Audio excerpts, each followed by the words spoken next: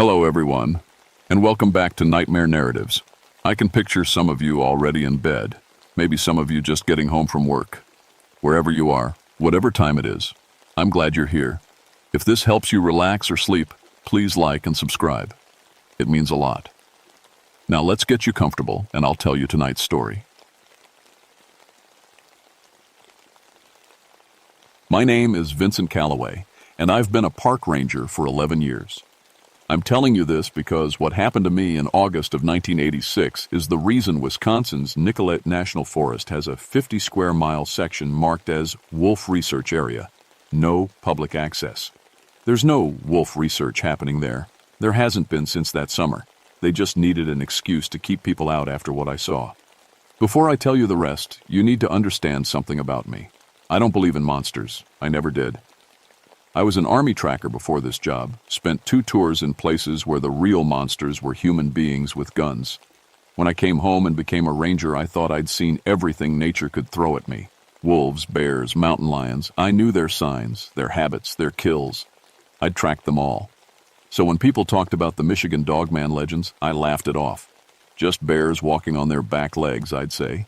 Shadows playing tricks. People seeing what they wanted to see. I was so damn sure of myself. It was the second week of August when my supervisor called me into his office. 12 cattle had been killed on farms along the forest border. The farmers were angry, scared, and demanding answers. My supervisor wanted me to handle it.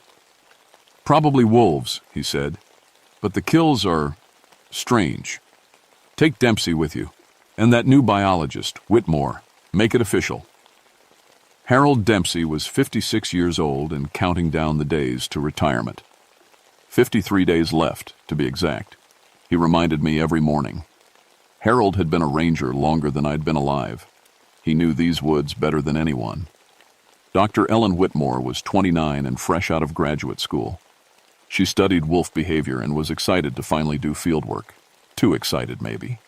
She had that academic eagerness that made her blind to danger. We drove out to the nearest farm that afternoon.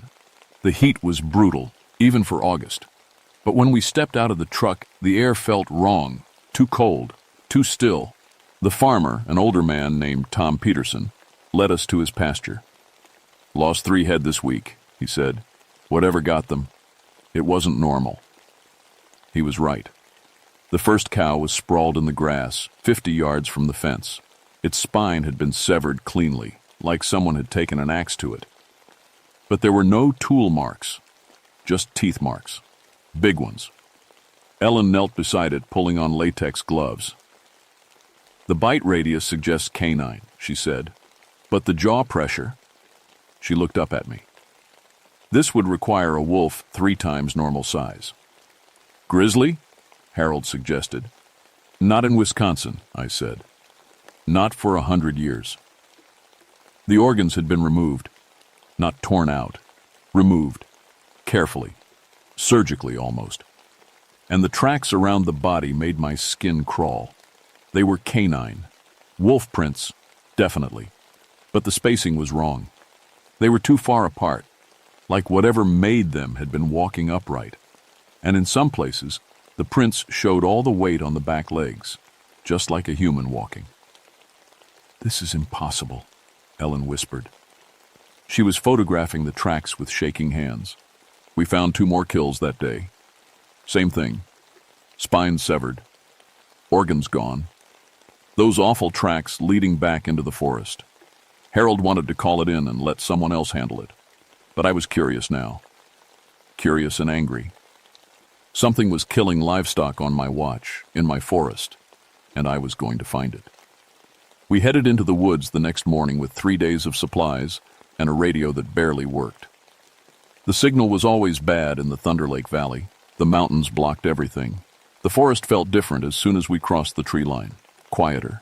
No birds singing, no squirrels chattering, just silence and that strange cold that didn't belong in August. I don't like this, Harold said. 33 years I've been doing this job. Never felt anything like this. Ellen was examining the ground.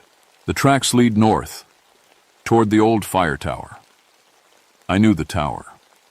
It had been abandoned since the 1960s. The stairs were rusted and dangerous. Nobody went up there anymore. We followed the trail for 6 hours. The tracks were fresh, probably from the night before, and they were getting stranger. In some places, they showed 4 legs, in others, just 2, like the thing kept switching back and forth. "What kind of animal does that?" Ellen asked. "None that I know of," I said. We found the first real kill site around noon. An elk, a big bull, probably 800 pounds. It had been dragged 300 yards up a slope so steep I had to use my hands to climb it. Whatever had moved that elk had strength that shouldn't exist. The kill was fresh, maybe 2 hours old. Blood was still dripping from the carcass. Harold checked his rifle. "It's still close." Ellen was staring at something on the ground. "Guys, you need to see this." The tracks near the elk were perfect, clear as day in the soft dirt.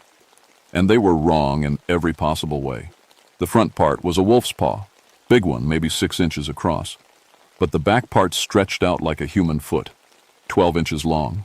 The weight distribution showed it had been standing on 2 legs when it killed the elk. "This is impossible," Ellen said again. Her voice was higher now, scared. "This can't be real." But it was real. I could see it, touch it, measure it. "We should go back," Harold said. "This is above our pay grade." "We're 2 days from the truck," I said. "And whatever this thing is, it's killing livestock. We need to at least figure out what we're dealing with." That was my first mistake. We reached the fire tower an hour before sunset. The tower stood in a small clearing, its metal frame red with rust. The stairs looked like they'd collapse if you breathed on them. But the tracks led right to the base. The end disappeared. "It climbed?" Ellen asked. We circled the tower, no tracks leading away. Whatever had come here was either still inside or had left by climbing down the other side. Harold shined his flashlight through the broken door at the base. Jesus Christ. The ground floor was filled with bones, dozens of elk skeletons picked completely clean. They were arranged in patterns, circles within circles, all facing the center of the room. "This is a feeding site," Ellen said. She stepped inside carefully, avoiding the bones. But why arrange them? The walls were covered in scratches, deep gouges in the metal, 4 parallel lines each. Claw marks. They went from floor to ceiling. Some of the marks formed shapes, letters. Harold moved closer with his light. "Those are German words." I felt cold, colder than I'd felt all day. "There was a POW camp near here," Harold said.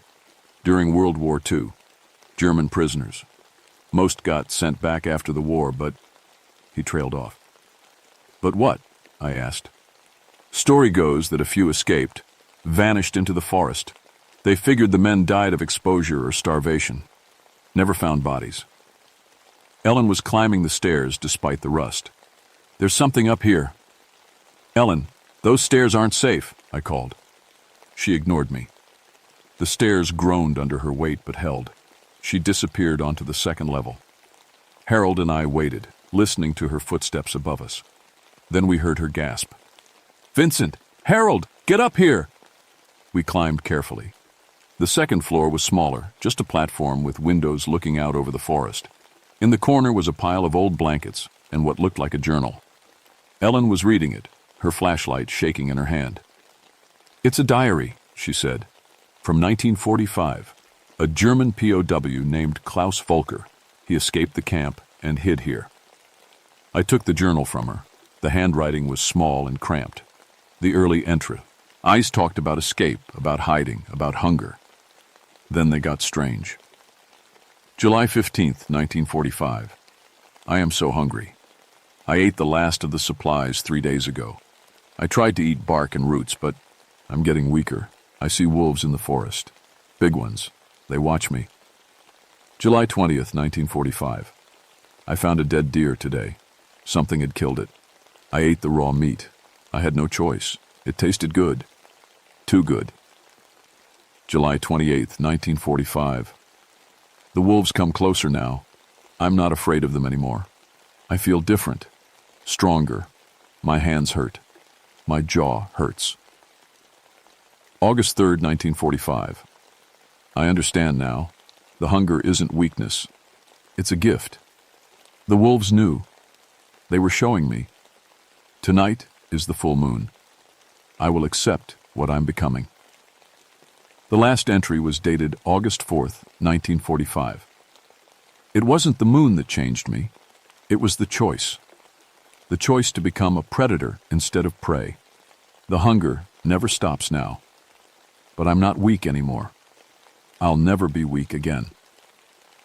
This is crazy, Ellen said. This guy went insane from starvation. Maybe, Harold said. But he didn't sound convinced. I looked out the window. The sun was setting. The forest was turning dark. We should make camp, I said. We'll radio for pickup in the morning. We set up our tents in the clearing. Harold tried the radio, but there was too much interference. Just static and distant voices that didn't sound quite right. Ellen cooked dinner on our portable stove. We ate in silence, all of us thinking about that journal. It's just a crazy man's writings, Ellen said finally. People starve, they hallucinate. They write things that don't make sense. Then what killed those cattle? Harold asked. What made those tracks? Nobody had an answer. We took shifts on watch. Harold first, then me, then Ellen. I tried to sleep, but couldn't. Every sound in the forest made me jump. Around midnight, I heard howling. But it wasn't normal wolf howling. It was wrong. The pitch was off, too deep and too high at the same time. And underneath the howl, I swear I heard words, like someone was trying to talk and howl at the same time. Harold was sitting by, the fire, his rifle across his lap. You hear that? He whispered. Yeah. That's not a wolf. I know. The howling circled us, sometimes close, sometimes far. It went on for an hour, then stopped. The silence after was worse than the howling. I took over the watch at 2 a.m. Harold crawled into his tent. Ellen was already asleep in hers. I sat by the fire feeding it logs, watching the darkness between the trees. My rifle was loaded and ready. At 3:30 I heard Ellen scream. I grabbed my rifle and ran to her tent. Ellen, what's wrong? Something touched my tent, something big. I circled her tent with my flashlight. There were tracks in the dirt, fresh tracks, the same impossible tracks we'd been following. They came right up to her tent, circled it twice, then walked away. On 2 legs. Harold emerged from his tent with his rifle. What happened? Something was here, I said. It circled Ellen's tent. Oh, God, Ellen whispered. She was still in her sleeping bag, too scared to come out. It was sniffing. I heard it sniffing the tent fabric. We kept watch together after that, all 3 of us. Nobody was sleeping now. The sun finally rose around 6. We packed up fast, not talking, just wanting to get moving. We're leaving, Harold said. I don't care about the investigation. This is wrong. But Ellen wasn't in her tent. I called her name. No answer. Her sleeping bag was there. Her boots were there. But Ellen was gone. We found the blood trail 20 feet from camp. It led into the forest, toward a ravine. Drops of blood on leaves, on rocks. And those tracks. Those goddamn tracks walking on 2 legs, with smaller human footprints beside them. Ellen's footprints. But her boots were still at camp. She'd been barefoot. Ellen! I shouted. Ellen, where are you? Help me! Her voice came from the ravine. Vincent! Harold, help me! We ran toward her voice. The ravine was steep and rocky. We climbed down carefully, following Ellen's voice and the blood trail. I'm hurt, she called. Please hurry. We're coming, Harold shouted. We found her, body wedged between 2 large rocks at the bottom. Her throat had been torn out. She'd been dead for hours. The blood was dry. Rigor mortis had already set in, but we'd heard her voice 30 seconds ago. Harold and I looked at each other. That wasn't her, he whispered. Help me, Ellen's voice called again from deeper in the ravine. Please, it hurts. Oh, Jesus, Harold said. Oh, Jesus Christ. We climbed back up as fast as we could. My hands were shaking so bad I could barely hold on to the rocks. Something howled behind us. Close. So close I could feel the vibration in my chest. When we reached the top, Harold immediately got on the radio. "Base, this is Thunder Lake Patrol. We have an emergency. Officer down. Repeat, officer down. We need immediate extraction." Static. "Base, do you copy? We need help." More static. Then a voice came through. A woman's voice. "Help me! Vincent! Harold, it hurts!" Ellen's voice, coming from the radio. Harold threw it on the ground. We ran back to camp, grabbed our essential gear, and started moving. We didn't know where we were going, just away. The forest felt alive now, watching. Every shadow seemed to move. Every sound made us spin around with our rifles ready. "What is that thing?" Harold asked. "I don't know, but it's smart. It's playing with us." We walked for 3 hours trying to put distance between us and that ravine. The terrain was rough, lots of deadfall and thick underbrush, slow going. Around noon, Harold stopped. "Someone's been following us." "I know. I can feel it too." We never saw it, but we could hear it. Branches breaking, leaves rustling, always just out of sight, keeping pace with us. When we stopped, it stopped. When we moved, it moved. "It's hunting us," Harold said. We reached a small stream and stopped to refill our water bottles. I knelt down by the water, and that's when I saw them, tracks in the mud on the opposite bank. Big tracks, the impossible tracks. They were fresh, minutes old. It had crossed ahead of us, cut us off. "Harold," I said quietly, "don't move." "What?" "It's here. Right now. It's close." We slowly raised our rifles and scanned the trees. Nothing. Just forest. Then I heard breathing. Heavy breathing. Right behind us. I turned. Nothing there. But I could smell it. Wet fur and blood and something else. Something like rot. "Run," Harold said. "What?" "Run!" We ran. I don't know how long. My lungs were burning. My legs felt like rubber. Behind us, something crashed through the brush. Something big. Something fast. Harold fired his rifle without looking back. Once, twice, 3 times. The crashing stopped. We kept running until we couldn't anymore. We collapsed in a small clearing, gasping for air. "Did you hit it?" I asked. "I don't know. I didn't see it." How can something that big be that hard to see? We rested for 10 minutes, then kept moving. We were heading east now toward the old POW camp ruins. It was still a full day's hike, but it was the only landmark I could think of. Maybe we could find shelter there. Maybe we could find something to help us understand what we were dealing with.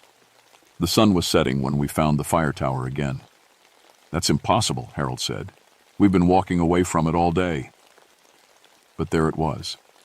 The same tower. The same clearing. "It herded us back here," I said. "Why?" "I don't know." We had no choice. It would be dark soon. We went inside the tower base. Harold barricaded the door with bones from the feeding site. I kept watch at the broken windows. My rifle was loaded, but I wasn't sure it would matter. "This thing killed Ellen without us hearing anything," Harold said. "It can mimic voices. It tracked us all day without showing itself. How do we fight something like that?" "I don't know.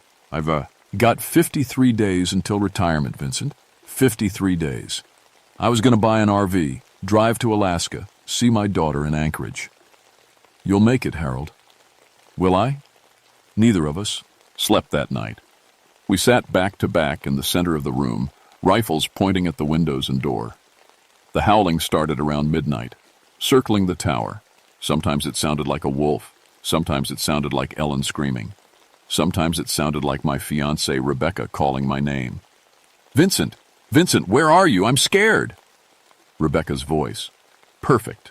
Like she was standing right outside. "It's not her," Harold said. "Don't listen." "Vincent, please, help me." I closed my eyes, covered my ears, but I could still hear her. At 3 a.m., the howling stopped. Harold stood up to stretch his legs. "I'm going to check the perimeter. Stay here. I'll be 2 minutes, just around the outside of the tower." "Harold, don't." But he was already moving toward the door. He pushed aside the bones we'd used as a barricade. I heard him walk outside, heard his boots on the gravel, heard him circle around to the back of the tower. Then silence. "Harold?" I called. "Harold? You okay?" No answer. I grabbed my flashlight and went outside. The clearing was empty. No sign of Harold. His boot prints were clear in the dirt. They went around the side of the tower, then just stopped, mid-step, like he'd vanished into thin air. But there were other prints, the big tracks. They came from the forest, merged with Harold's prints, then went straight up the side of the tower, up the metal wall, like whatever made them had climbed vertically. I aimed my flashlight up the tower. In the beam, I saw blood, drops of blood on the metal, going up and up. I climbed the stairs. They were even more rusted now, groaning with every step. I was sure they'd collapse, but I had to know. The second floor was empty, but the blood continued up to the third floor, the observation deck. I climbed higher. On the observation deck, I found Harold, or pieces of him. His body had been torn in half at the waist. One half was placed in the northeast corner, the other half in the southwest corner, perfectly positioned, deliberately arranged. And between them, carved into the wooden floorboards with claws, were words, "Hunt or be hunted." I threw up over the railing. When I could breathe again, I went back down. I didn't know what else to do. I was alone now. No partner, no radio, no hope of rescue for 3 more days. I had to survive 3 days with that thing out there. Or I had to kill it. The journal, Klaus Volker's journal. Maybe there was something in it I'd missed. I went back to the second floor and grabbed it. I read through the whole thing again by flashlight. Most of it was the same crazy ramblings. But on the last page, there was something I hadn't seen before. Writing so small I'd missed it the first time. "The curse can be broken. Silver through the brain. But it must be silver from before my birth. Old silver. Cursed silver. My knife. They took my knife when they captured me. The camp commander kept it. Said it was evidence. I never saw it again. Silver knife. From before 1900, if Klaus was born around then. The POW camp. Maybe it was still there. I had a chance. Small. Nearly impossible. But a chance. I gathered my gear and left the tower. I couldn't stay there with Harold's body. I couldn't look at what had been done to him. The POW camp was 20 miles east, through rough terrain, in darkness, with that thing hunting me. I started walking. I made it maybe 5 miles before I had to rest. My legs were shaking from exhaustion. I'd been running on adrenaline for 36 hours. I found a small cave and crawled inside. It was barely big enough for me to sit up in, but it had only one entrance. I could defend it. I set up my flashlight pointing at the entrance and held my rifle ready. I must have dozed off because I woke to the sound of something moving outside. My flashlight was still on. The battery was getting weak, but I could see the cave entrance.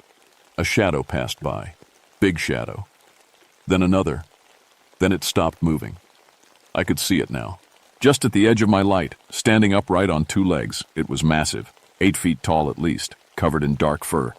The head was wrong, wolf-like but too large, too elongated. The mouth had too many teeth. But the worst part was the eyes. Yellow eyes that caught my flashlight beam. Human eyes. Intelligent eyes. It tilted its head, studying me. Then it spoke. Vincent Calloway. The voice came from that wolf mouth, a man's voice, German accent. Army tracker, 11 years as ranger, engaged to Rebecca Martinez. She teaches 3rd grade in Green Bay. You were going to marry her next summer. My blood turned to ice. How do you know that? I've been watching you for 3 days. Longer, actually. I knew you'd be coming before you even got the call about the dead cattle. Klaus Volker, the thing that used to be a man, smiled. Somehow, A wolf's face smiled. You read my journal. Good. Then you know what I am, what I've become. You're a monster. Yes, but I wasn't always. It sat down at the cave entrance. Casual, like we were having a friendly conversation. I was a soldier, just like you. I didn't want to fight in Hitler's war, but you don't get a choice when men with guns tell you what to do. You killed my friends. I did. I'm sorry about that, truly. But I needed you alone. The woman would have complicated things. And the old man, he was too close to the end anyway. What do you want? Klaus tilted his head again. I want you to kill me. I stared at him. I've been alive for 82 years, he continued. 41 of them as this. I'm tired, Vincent. So tired. I tried to stop killing. For 15 years, I only ate animals. But then I tasted human again, and he paused. When he spoke again, his voice was quieter. It's like remembering who you really are. The hunger is everything. It never stops. Even when you hate yourself. Even when you're so disgusted by what you've done that you want to die. So die. Walk into the sun. Jump off a cliff. I've tried everything. Bullets don't work. Fire doesn't work. I heal from anything. The curse won't let me go. He leaned closer. But silver might work. Old silver. My grandmother's knife. The one they took from me. Why do you need me? Because I don't know where it is. The camp records were lost, and because... He paused. Because I need to know if I can still be killed, if there's still hope for me. And if I can't kill you? His yellow eyes glinted.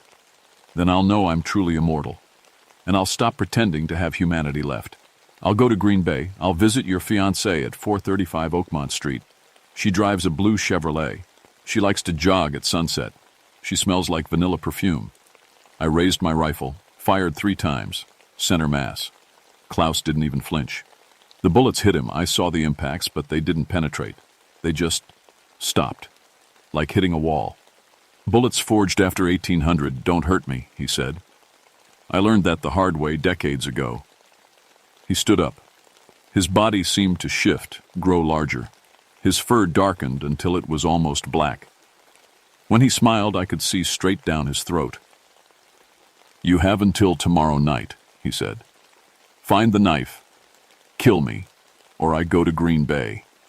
Then he was gone, just vanished into the darkness. I didn't sleep. I packed my gear and started moving again, east, toward the camp ruins. I walked through the night. My feet were bleeding in my boots. My water was gone. I didn't care. I had to find that knife. The sun was rising when I finally reached the campsite. It was just foundations now, concrete slabs where barracks used to be. Everything else had been torn down or rotted away. But there was still a fence, rusted chain link, mostly fallen over, and beyond that, a small concrete structure half buried in this hillside, a bunker, storage probably. The door was rusted shut. I had to kick it 6 times before it broke open. Inside was exactly what I'd hoped for. Filing cabinets, storage boxes, archives. I dug through everything.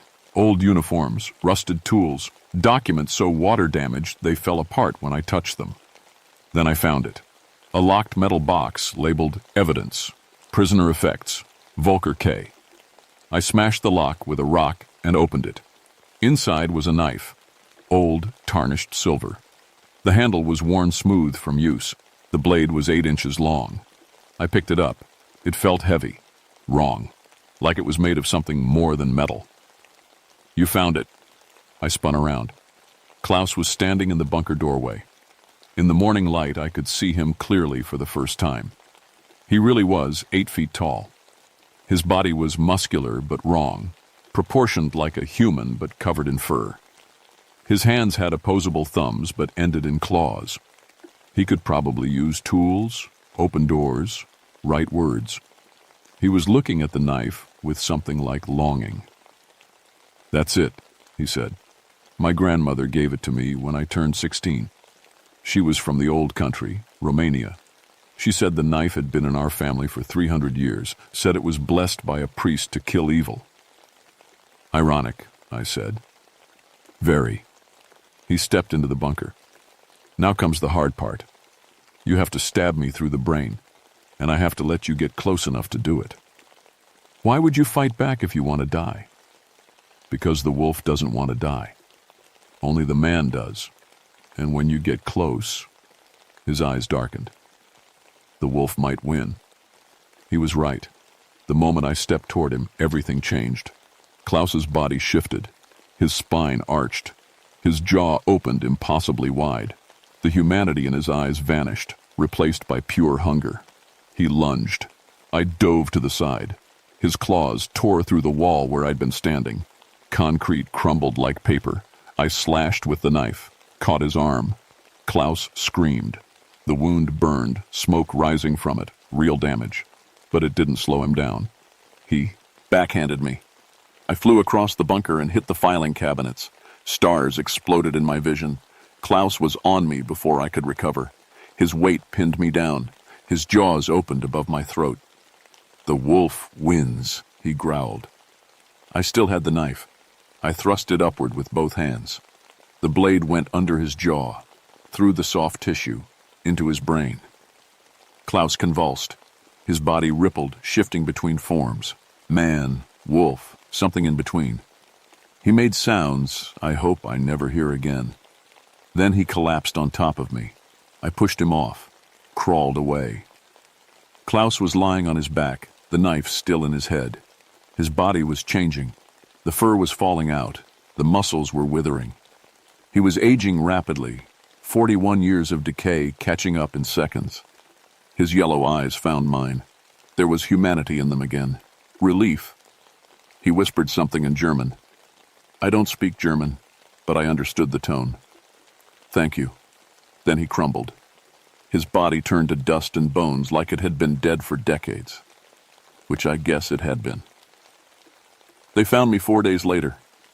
I'd managed to walk back to where we'd left the truck, but I'd collapsed about a mile short. Dehydration, exhaustion, exposure. I woke up in a hospital in Green Bay. Rebecca was there holding my hand. She cried when I opened my eyes. I told them the official story. Rogue wolf pack. Ellen and Harold were killed.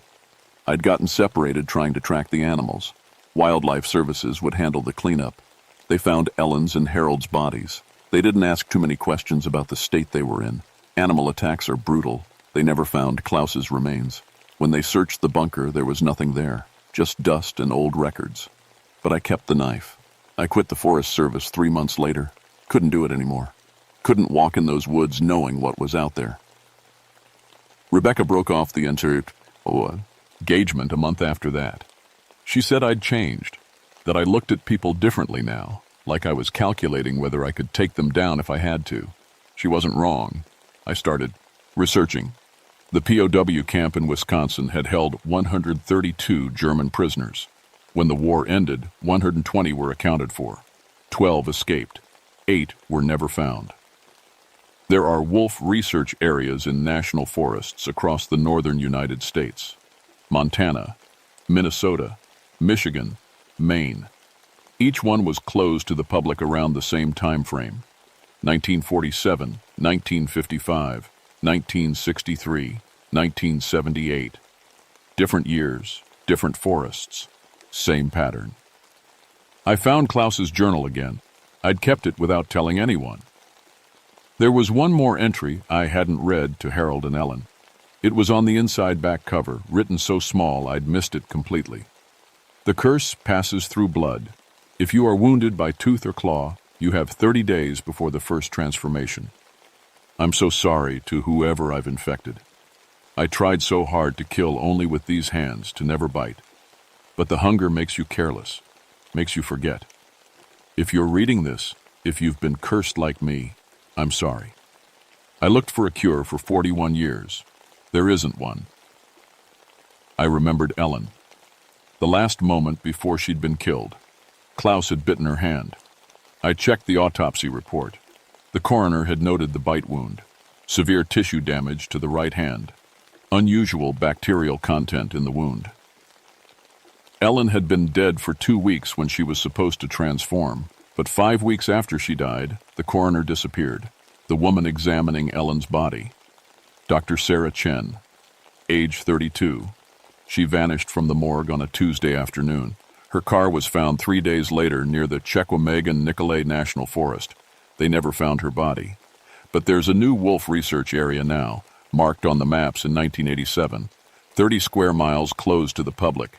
I think about that sometimes. About Klaus hunting for 41 years.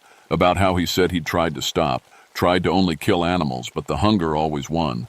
I think about Dr. Chen. About whether she's still fighting the hunger, or whether she's given in. I think about the other escaped POWs.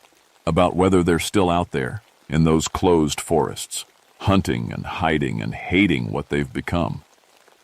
Mostly, though, I think about what Klaus said in the bunker, right before he died. The wolf wins. Sometimes at night, I wake up hungry, really hungry.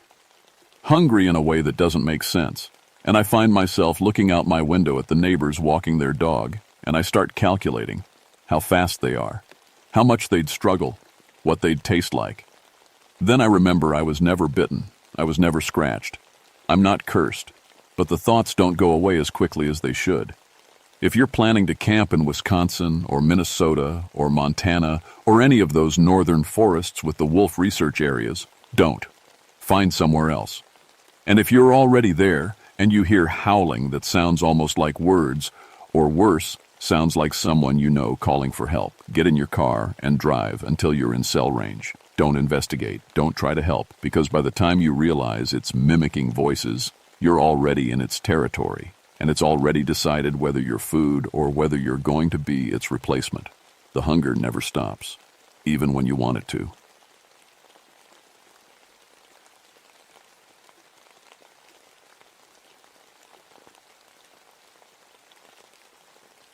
My name is Patricia Lansing, and I've been a park ranger for 13 years. That's long enough to hear every ghost story, every local legend, every strange thing that supposedly happened in these woods. And in 13 years, I'd never believed a single one of them. The Cherokee National Forest is my home, specifically the Bald River Gorge area, deep ravines, hidden waterfalls, miles of hiking trails that wind through some of the most beautiful and dangerous terrain in Tennessee. I know every inch of these woods. I know which rocks get slippery after rain, which trails flood first, where the cell phone dead zones are. I know my job. I wasn't always a ranger. Before this, I was a social worker in Knoxville. I spent 5 years dealing with child abuse cases, neglect cases, kids who got hurt by the very people who were supposed to protect them. I thought I could save them all. I thought if I just worked hard enough, cared enough, I could make a difference. I was wrong. The day I quit was the day I showed up to check on a little boy named Marcus, age 6, and found out I was 3 hours too late. His stepfather had, well, it doesn't matter what happened. What matters is that I couldn't do it anymore. I couldn't carry all that pain, all those faces, all those children I'd failed. So I came here, to the woods, where things made sense, where danger was straightforward, a storm, a bear, a fall. Nothing complicated, nothing that kept me awake at night. That's what I thought, anyway. April 23rd, 1975 started like any normal day. I was at the ranger station at 6 in the morning, going through the daily checklist. Spring had been wet this year. The creeks were running high and fast, and we'd had to close 2 trails because of flooding.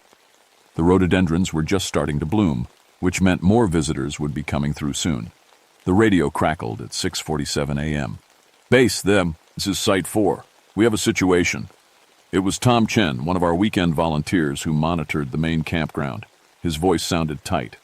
Family just reported their daughter missing, 8-year-old girl, Emma Rodriguez. They say she wandered off yesterday afternoon and never came back. My stomach dropped. Yesterday afternoon meant she'd been out there all night, in the rain, a child. I grabbed my pack and headed for the door. I'm on it. Get me everything. what she was wearing, where they last saw her, any medical conditions. By 7 a.m., we had a search team assembled, 4 rangers total. Me, Kyle Morrison, he was 28 and had grown up in the area, spoke some Cherokee from his grandmother, and 2 others from neighboring stations. We split up the search grid. Kyle and I took the Bald River Ravine area, the last place the family had been hiking before Emma disappeared. The woods felt different that morning. Maybe it was just the weather. Gray sky, mist hanging between the trees. But something about the air felt heavy, wrong, like the forest was holding its breath. Ghost stories were for campfire entertainment, I muttered to Kyle as we hiked down toward the ravine. In 13 years, I'd heard every local legend about spirits of lost children in these ravines, all explainable by wind, animals, imagination.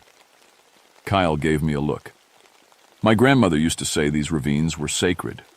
Trail of Tears came through here in 1838. Thousands of Cherokee people forced to march to Oklahoma. A lot of them died along the way. A lot of children. I know the history, I said, checking my map. Doesn't mean the place is haunted. Didn't say it was haunted, just said it was sacred. He adjusted his pack. My grandmother said you should always acknowledge the land here. Respect what happened. Otherwise what? He shrugged. Otherwise the land remembers. Didn't respond to that. We had a missing child to find. That was real. That mattered. Everything else was just stories. We reached the ravine at 7:45 a.m. The creek was running fast and loud, swollen from the spring rains. Waterfalls crashed down the rocks, sending up spray that soaked everything. The temperature had dropped. It felt at least 10 degrees colder down here in the gorge. "Emma!" I called out. "Emma Rodriguez, can you hear me?" Nothing but the sound of water. We split up. Kyle taking the east side of the creek, me taking the west. Standard search pattern. We'd work our way downstream, checking every hiding spot, every cave, every place a scared child might have crawled to get out of the rain. That's when I saw it.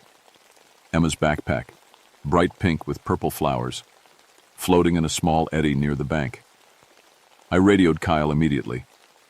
Found her backpack, west bank, about 200 yards from the trailhead. But something was wrong. The backpack was floating, sure, but it should have been miles downstream by now. The current here was strong enough to sweep away a grown man. How had it stayed in this one spot? Kyle crossed the creek using the rocks, came over to look. He pulled the backpack out of the water. It was soaked but intact. Inside, a water bottle, some snacks, a stuffed rabbit. "She wouldn't leave this behind," I said. "Kids her age, they hold on to their favorite things." "Unless she dropped it while running," Kyle said quietly. "Running from what?" He didn't answer. He was looking at something on the ground. I followed his gaze. Footprints in the mud, small, child-sized, barefoot, but wrong. The toes were too long. The stride was too wide, at least 10 feet between prints. And the pattern, it looked like the child had been skipping or leaping. No 8-year-old could jump that far. "What the hell?" I knelt down to examine them closer. That's when we heard it. Laughter. Children's laughter, echoing through the ravine. Multiple voices, high and bright like kids playing tag. Kyle and I looked at each other. "Hello?" I called out. "Is any op? Near there, Emma?" The laughter continued, getting closer, all around us. Kyle grabbed his radio. "Base, this is Kyle. Are there any other families with children registered in the park today?" Static then. "Negative. Only registered visitors are the Rodriguez family, and their other 2 kids are with us at base camp." The laughter was coming from everywhere now. Behind us, ahead of us, from across the creek. Children singing something in a language I didn't understand. Kyle's face had gone pale. "That's Cherokee. An old song, really old." "What are they saying?" He listened for a moment, then shook his head. I can't make out all the words. Something about walking, about being tired." The temperature dropped again. I could see my breath now. "Kyle," I said slowly, "there's no one else here, right?" Before he could answer, my radio crackled. All 4 rangers in different parts of the forest were reporting the same thing. Children's voices, laughter, singing. But there were no children in the park. We followed the footprints deeper into the ravine. I know. That sounds stupid now. But you have to understand, we were looking for a missing child. Every instinct I had said to follow any lead, any sign that Emma had been through here. The prints led us off the main trail, through a thick stand of rhododendrons. The bushes were so dense we had to push through them, branches scraping our faces. The sound of the creek faded behind us. The children's laughter faded too. Then we stepped into a clearing I'd never seen before, and I'd hiked this area 100 times. The clearing was maybe 30 feet across, ringed by ancient trees. The ground was covered in moss, thick and soft. And in the center, "Oh my God," Kyle whispered. 23 wooden crosses, small ones, child-sized. They were old, the wood gray and weathered, but someone had carved names into them. Names and symbols I didn't recognize. "Cherokee syllabary," Kyle said. He moved closer to read them. "Walking bird, age 7. Little wolf, age 5. White feather, age 8. He looked at me, and I saw fear in his eyes. These are all dated 1838 and 1839. Trail of Tears era. "Children who died on the march," I said. My voice sounded strange in my own ears. "They must have buried them here." "Not buried. There are no graves, just markers." Kyle touched one of the crosses. "My grandmother told me stories. She said when Cherokee families were forced to march, some of the children couldn't keep up. They got sick, or they were too weak, or they just gave out. And there was no time to stop. The soldiers wouldn't let them stop. So parents had to leave their children behind, with promises they'd come back for them." "Did they come back? What do you think?" The clearing felt wrong, too quiet, too still, like we were being watched. "We need to keep looking for Emma," I said. But I couldn't take my eyes off those crosses. 23 children, 23 families who'd had to make an impossible choice. That's when the voices started again. This time they weren't laughing. They were calling out, in English. "Help us. Please help us. We're lost. Where's my mother? I'm so cold." The voices were coming from everywhere and nowhere. Child voices, desperate and scared. Kyle grabbed my arm. "Patricia, look." I followed his gaze. There, at the edge of the clearing, I saw movement. Small figures darting between the trees. Children wearing old-fashioned clothes. Simple dresses, worn trousers, no shoes. Their clothes were soaked through like they'd been walking in the rain. But I could see through them. "Tell me you're seeing this," I said. "I'm seeing it." One of the figures stepped closer. A little girl, maybe 10 years old. She looked solid enough, real enough, except her eyes. They were hollow, empty. She spoke in Cherokee. Kyle translated, his voice shaking. "She says her name is Ayita. She says they've been waiting. They were told to wait here and someone would come back for them. But no one ever came." "Ayita," I said, my heart pounding. "We're looking for a little girl. Her name is Emma. Have you seen her?" Ayita tilted her head. "Emma is playing with us. She's one of us now." "No," I said firmly. "She's not one of you. She's alive. She has a family looking for her. We need to find her." "We all had families," Ayita said, and now I could understand her somehow, though I knew she was speaking Cherokee. "They left us. They promised to come back. We waited so long." More children were appearing now, dozens of them, emerging from the trees, from behind the crosses, from the mist itself. All of them translucent, all of them watching us with those empty eyes. My radio crackled. "Patricia, this is base. You need to evacuate the area immediately. We found Emma." Relief flooded through me. "Thank God. Where?" "She walked into the visitor center 20 minutes ago. Says she's been playing with the lost children since yesterday. She won't stop talking about them. She won't stop crying. My relief vanished. What do you mean, won't stop crying? She keeps saying they won't let her friends leave. What friends? A long pause, then, Patricia, 3 more children are missing. All reported in the last hour. All disappeared from campgrounds near Bald River. Ages 6, 7, and 9. The ghost children around us started laughing again, but this time it wasn't playful, it was hungry. The journey is so long, Aida said. We're so tired of walking alone. These new children will stay with us. They'll play with us. Forever. Kyle and I ran. We crashed through the rhododendrons, branches tearing at our clothes. Behind us, the children's laughter followed, getting louder, more intense. The temperature kept dropping. It had to be below freezing now, even though it was April and should have been 65 degrees. My radio was going crazy. All the other rangers reporting the same things: children's voices, sudden cold, equipment malfunctioning, and 3 missing kids: Melissa Vaughn, 6 years old, Timothy, Creek, 7, and Jacob Marsh, 9, all last seen near their campsites an hour ago. Where would they go? I panted as we ran. If those things took them, where would they take them? The creek, Kyle said.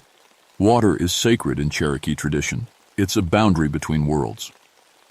We changed direction, fighting our way back toward Bald River. The sound of rushing water grew louder. So did the children singing that same Cherokee song, but louder now, more insistent. Kyle was translating as we ran. Come play, come stay, the journey's too long. You'll never get home, we're tired of walking, stay here and rest. We burst out of the trees onto the creek bank and stopped dead. The 3 children were standing in the middle of the creek, water rushing around their legs up to their waists. They were just standing there, staring at the waterfall, not moving, not reacting to us calling their names, and they were holding hands with empty air. But I could see them now. Shimmer of small forms between the living children, ghost children holding their hands, keeping them in place. Melissa! I waded into the creek. The water was so cold it felt like knives stabbing my legs. Melissa, honey, look at me! The little girl didn't respond. Her eyes were glazed over, staring at nothing. Her lips were turning blue. I grabbed her shoulders. Her skin was ice cold, like she'd been in a freezer. They're so sad, she whispered without looking at me. They walked and never got home. Now they just want someone to play with. Forever. No, sweetie. You're going home. Right now. I tried to pull her toward the bank, but she wouldn't move. It was like she was rooted to the creek bed. Kyle was trying to get Timothy, having the same problem. The boy wouldn't budge. Then the voices changed. The children's laughter turned to screaming, wailing, angry, desperate, riot sounds that made my bones ache. The water around the kids started to freeze. I'm not kidding. The water, running water, moving water, started forming ice crystals. They spread across the surface, creeping up the children's legs, coating their clothes. Kyle, we need to get them out now! We each grabbed a child. Kyle took Timothy. I grabbed Melissa with one arm and reached for Jacob with the other. We pulled hard, fighting against whatever force was holding them. The ice cracked. The children came free. And that's when we saw them clearly. Dozens of ghost children standing in the creek and on the banks, translucent but visible now, solid enough to see every detail. They were soaking wet, barefoot, dressed in rags. Their eyes weren't empty anymore. They were full of sadness and rage. Ancient rage. They moved toward us, fast, too fast, impossibly fast. 1 second they were 20 feet away. The next they were surrounding us. I felt tiny cold hands grabbing at my clothes, my hair, my skin. Each touch burned like frostbite. Patricia! Kyle was struggling too, ghost children clinging to him, pulling him back toward the water. The living children were dead weight in our arms, their bodies going limp from hypothermia. We had to get them out. We had to... My mind suddenly flooded with visions. I saw the Trail of Tears march. Thousands of people forced to walk through winter, through storms, with no shelter, no food. I saw children's feet bleeding, leaving red prints in the snow. I saw them collapsing from exhaustion. I saw parents carrying them until they couldn't anymore, their own bodies giving out. I saw children left behind in ravines just like this one. Parents crying, promising to come back for them, knowing it was a lie. Children calling after them, "Mother, don't leave me. Father, I'm scared." I saw those children waiting. Days, weeks, months, years, waiting for Pata, Rents who would never return. I saw 137 years of waiting, of slowly understanding they'd been abandoned, of sadness turning to anger, anger turning to something dark and hungry and wrong. The vision was so overwhelming I almost dropped Melissa. My legs gave out and I fell to my knees in the creek. Big mistake. The cold hit me like a hammer, my joints locking up, my muscles screaming. Aida appeared in front of me, the little girl ghost I'd seen in the clearing. She looked even more solid now, more real. "They left us," she said, and her voice was full of so much pain it made my chest ache. "They promised to return. We waited so long. We're so tired of waiting. These new children will stay. They'll play with us. They'll walk with us. Forever." Kyle was on his knees too, also trapped by the cold. The living children were convulsing now, lips blue, fingers turning black from frostbite. We were losing them. I looked at Aita, at her ancient child's face, and understood something. These ghosts weren't evil. They were children. Lonely, abandoned, traumatized children who'd been left behind for 137 years. They didn't understand they were killing these kids. They just wanted friends. They just wanted someone to stay. But children without adult guidance for that long, they'd forgotten how to be human. They'd become something else. "Aida," I said through chattering teeth, "I know you're tired. I know you waited. But you don't have to wait anymore. The journey is over. You can rest now." "There is no rest," she said. "Only walking. Forever walking. That's what they told us.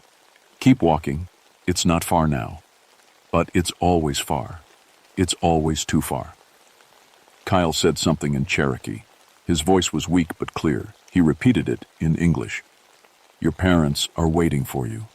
At the end of the journey. Not here. Further on. You have to walk further. But not in this world anymore." The ghost children looked confused, agitated. The temperature dropped even further. My breath was coming out as ice crystals now. The living children had stopped convulsing. They were too cold to even shiver. I had maybe 30 seconds before we lost them. Before we all died here. More rangers were crashing through the trees. Backup had arrived, a team of 6. They saw everything. The ghosts, the ice, the dying children. I heard someone scream, "Patricia, what do we—" "Sing!" I shouted. I didn't know why I said it. It just came out. And I started singing. A lullaby my mother used to sing to me when I was scared. Simple, soothing. A promise that everything would be okay, that you were safe, that you could rest now. The ghost children stopped moving. One of the other rangers, Sarah Martinez, she had kids of her own, joined in. Then another. Kyle started teaching them Cherokee lullabies, translating the words, and we all sang together, creating a wall of sound, of comfort, of permission to rest. The ghost children began to cry, not angry or scary, just sad. Children crying because they were tired and wanted to go home. One by one, they started to fade, not disappearing in fear or pain, in relief. Aita approached me. She reached out and touched my face. It felt like someone pressing dry ice against my skin, burning cold. But I didn't pull away. "Thank you," she whispered, "for remembering us." She turned to the other ghosts. "The journey is over. We can stop walking now." They vanished like mist in sunlight, peacefully. Finally home. All except 10. 10 ghost children remained, They were darker than the others, more solid. Their eyes weren't sad. They were black, empty, wrong. Aita's face filled with terror. "Run!" she screamed at us. "Those aren't children anymore." Then she disappeared. The 10 ghost children smiled at us. It wasn't a child's smile. It was something ancient and hungry wearing a child's face. The temperature didn't just drop. It plummeted. 20 below zero in seconds. The water around us froze solid, locking our legs in place. Ice spread across the creek, up the banks, coating the trees. One of the rangers' radios shattered, the plastic cracking from the cold. Someone's flashlight exploded. Our breaths came out as ice that fell to the ground like broken glass. "What are they?" Sarah gasped. Kyle's teeth were chattering so hard he could barely speak. Children who died in rage, who were consumed by being abandoned. They'd been feeding on grief for so long they became something else. The dark children moved closer. They didn't walk. They glided across the ice, their feet not touching the ground. One of them reached toward Sarah. Its hand passed right through her jacket, her shirt, her skin. She screamed, a sound of pure agony. When the ghost pulled its hand back, there was frost on her chest, right over her heart. "They can reach inside you," Kyle said. "They can freeze your heart, your blood. They can make you so sad you don't want to live anymore." I felt it then, the sadness pressing in on me. Every child I'd failed as a social worker, every case I'd lost. Marcus's face, frozen in my memory. All my guilt, my pain, my sense of failure. It all came flooding back, amplified 1,000 times. I didn't want to go on anymore. What was the point? I'd failed Marcus. I was failing these children. I failed everyone. The living kids in our arms had stopped breathing. "No," I whispered. Then louder, "No!" I forced myself to look at Melissa's face. This child, right here, right now. She was still alive. Barely, but alive. I wasn't going to fail her. I pulled her closer, sharing what little body heat I had left. "Hold on, baby. Please hold on." The dark children laughed. It sounded like ice breaking. One of them spoke. "You can't save them. You couldn't save any of them. You're a failure. A coward. You ran away to the woods because you couldn't handle reality. And now you're going to die here, just like us. Frozen, abandoned, forgotten." Every word hit like a punch, because it was true. Wasn't it? No, it wasn't. I'd left social work because I was broken, yes. But I'd come here and helped hundreds of people. Rescued lost hikers. Saved lives. Protected this forest. I hadn't run away. I'd found a new way to help. "You're wrong," I said to the dark children. "You died in terrible pain, and I'm sorry for that. No child should suffer what you suffered. But you don't get to use that pain to hurt others. You don't get to make more children suffer because you suffered." The dark children screamed, a sound that made the ice crack, that made my ears ring. They rushed at us all at once. I felt a ghost hand plunge into my chest. Cold, like I'd never felt, spreading from inside. My heart stuttered, slowed. I saw frost spreading across my vision. This is it, I thought. This is how I die. Then Kyle screamed something in Cherokee, loud, desperate, calling out to something. The air shimmered. New ghosts appeared. But these weren't children. They were adults. Cherokee elders dressed in the same tattered clothes from the 1830s, men and women with kind, tired faces. Dozens of them, appearing all around us. The dark children shrieked and tried to run, but the adult ghosts were faster. They surrounded the dark entities, reaching out with translucent arms. "We never left you," one of the elder ghosts said in Cherokee. Kyle was translating through his pain. "We've been calling you home. We've been waiting, but you wouldn't listen. You were too angry to hear us."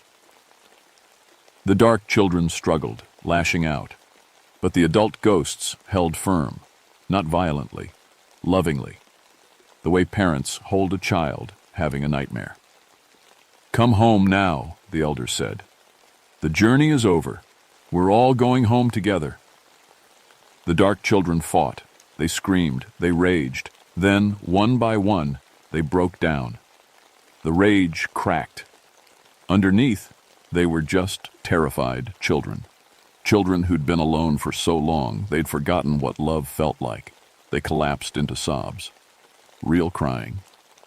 Human and heartbroken. The elder. Ghosts embraced them. Families reuniting across time and death. "I'm sorry," one of the dark children cried. "I'm sorry, I'm sorry, I'm sorry." "Hush now," an elder ghost murmured. "You're forgiven. You're loved. You're home." The cold began to lift. The ice started to melt. I could feel my heart beating stronger. The ghosts faded together, children and elders. Families complete at last. The last thing I saw was a dark child ghost holding hands with what must have been its mother, both of them smiling, peaceful. Then they were gone. The living children in our arms gasped, drawing in desperate breaths. Their eyes opened. They were alive. We'd saved them. We'd saved them. I collapsed onto the creek bank, shaking so hard I couldn't stand. Someone was calling for medical evacuation. Someone else was wrapping blankets around the kids. Everything was chaos and relief and survival. But I could still feel where the ghost child had touched my face, where Aida had touched me. It burned like ice that would never thaw. The 3 children spent a week in the hospital. Severe hypothermia, partial frostbite. Melissa lost 3 toes. Timothy lost 2 fingers. Jacob would recover physically, but never spoke again after that day. Just stopped talking. Completely. The psychological trauma. That's still ongoing. Melissa is in her 30s now, and she still can't go near children's playgrounds. Says she hears singing.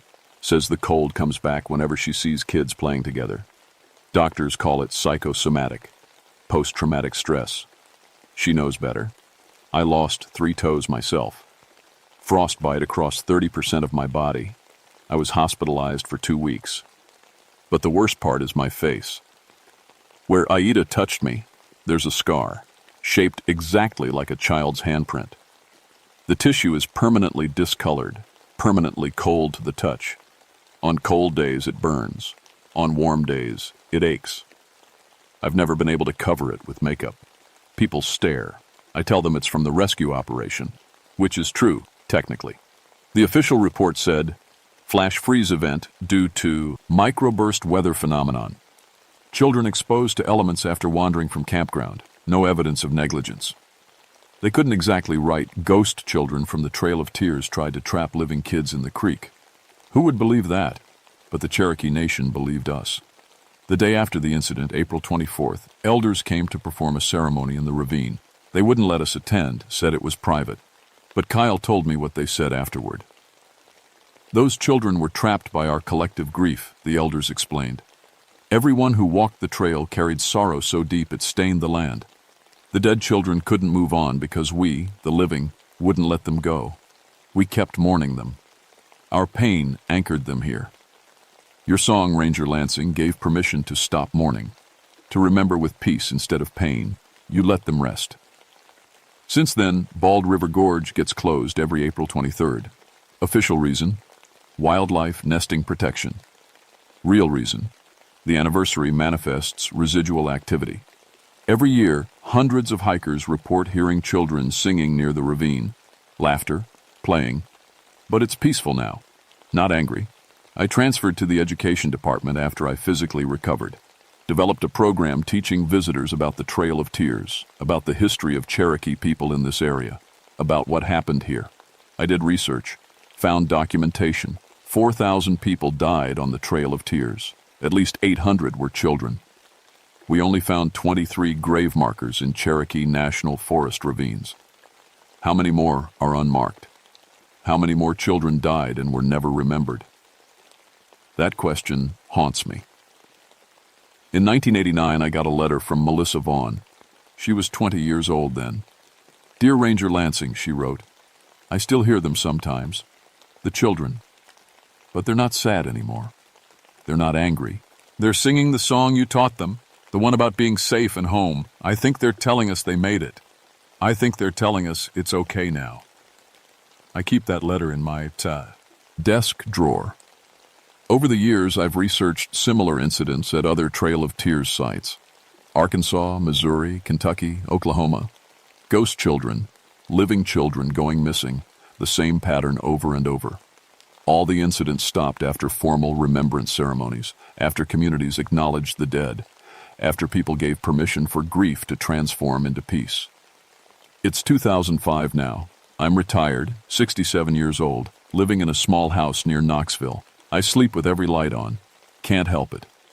But last week something happened that made me think it's truly over. I was hiking near Bald River. Yes, I still go back sometimes, and I heard children singing. That Cherokee song about the journey being over. I stopped walking, listened. Then a little girl's voice, clear as day. "Thank you for remembering us." "Aida." I smiled. "You're welcome, sweetie. Rest well." The singing faded into the sound of the creek, and I felt lighter, like something I'd been carrying for 30 years had finally been set down. I write this now as a warning, but also as guidance. If you're hiking in the southeastern forests, especially near Trail of Tears routes, and you hear children's laughter when no children should be there, don't ignore it. Don't dismiss it as wind or animals. Those are real voices.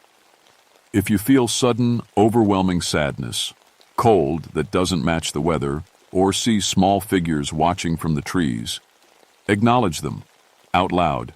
Say, "I remember you. I'm sorry for what happened. You can rest now." Sometimes the dead aren't trying to hurt us.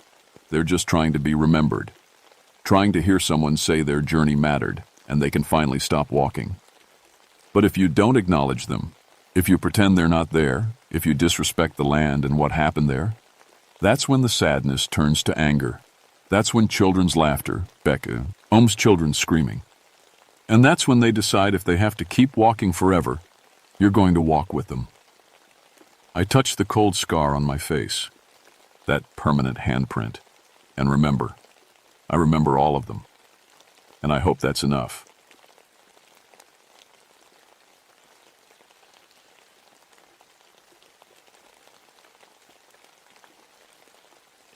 My name is Leonard Pritchard, and I need to tell you something before it's too late. I've been a forest ranger for 21 years. Fire watch mostly. Up in the towers where you can see smoke from 50 miles away. It's lonely work, but I like it that way. After what I saw in the war, I wanted peace. Trees don't shoot at you. Mountains don't explode. It's November 1967, and I'm sitting in Tower 7 in the Cranberry Wilderness, West Virginia. This is my last rotation before winter shuts everything down. 3 more days, then I head home to Ruth and the kids. Ruth's making her apple pie for Thanksgiving. I can almost smell it from here. The tower is 60 feet tall, all metal and wood, creaking in the wind. Up here at 4,500 feet, you're above most of the world. On clear days, I can see Point Pleasant, about 50 miles west. That's where all the crazy talk has been coming from lately. You probably heard about it on the news. The Mothman sightings. Started last year. Over 100 people claiming they saw something. A giant creature with wings and glowing red eyes. 7 feet tall, they say. Appears at night. Scares people half to death. I didn't believe a word of it.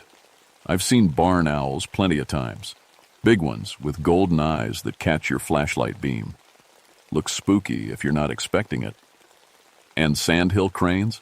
They're huge birds, stand over 4 feet tall, and they make the strangest sounds. Put those things together with some fog and darkness, and people's imaginations run wild. Nature always has a logical explanation. That's what I told Jim, my supervisor, when he asked if I'd heard anything strange up here. "Just the wind and the owls," I said. "Same as always." That was 2 days ago, before I saw what I saw. Let me back up a little. November 29th started normal. Cold morning, frost on the windows. I made coffee on the camp stove and did my first escape. And at dawn, that's when I checked the horizon with binoculars looking for smoke. Fire season's mostly over, but you never know. Somebody drops a cigarette, wind picks up, and suddenly you've got a problem. Everything looked fine. Brown and gray forest, stretching forever, early snow on the peaks. Then I noticed the crows. Now I see crows every day. They're smart birds, always around. But this was different. There must have been 300 of them, all flying in the same direction. Perfect formation, like they'd been trained. Flying east, away from the valley below my tower. It wasn't migration season, and crows don't fly like that normally. They wander, they argue, they split up. These ones were fleeing. That's the word that came to my mind. Fleeing. I watched them until they disappeared over the ridge. Then I went back to my coffee, telling myself it was nothing, maybe a storm coming. Animals can sense weather changes, but the sky was clear. That night, I was doing my evening watch when I saw the heat signature. I've got a thermal scope up here, military surplus from the war. Lets you see warm things in the dark, deer, bears, people. Useful for spotting campfires that might get out of control. I was scanning the valley when something huge showed up on the scope. 12 miles out, glowing white-hot against the cold background. Big as a car, but it was moving, flying. I adjusted the focus, thinking maybe it was a helicopter. But helicopters don't move like this thing was moving. It crossed 8 miles in about 30 seconds. I did the math in my head. That's over 600 miles per hour. No helicopter can do that. No airplane flies that low through mountains. I grabbed my binoculars, but by the time I got them focused, the thing was gone. The radio crackled behind me. I turned around. Static hissed from the speaker, then clicking sounds. Not random. It sounded almost like Morse code, but wrong. The rhythm was off. I learned Morse in the Army, used it plenty of times. This was close, but not quite right. I picked up the handset. Tower 7 to base. Jim, you there? More clicking, then silence. Base, this is Leonard at Tower 7. Radio check. Nothing. The clicking started again, louder now. It hurt my ears. I turned down the volume, but it didn't help. The sound seemed to come from inside my head.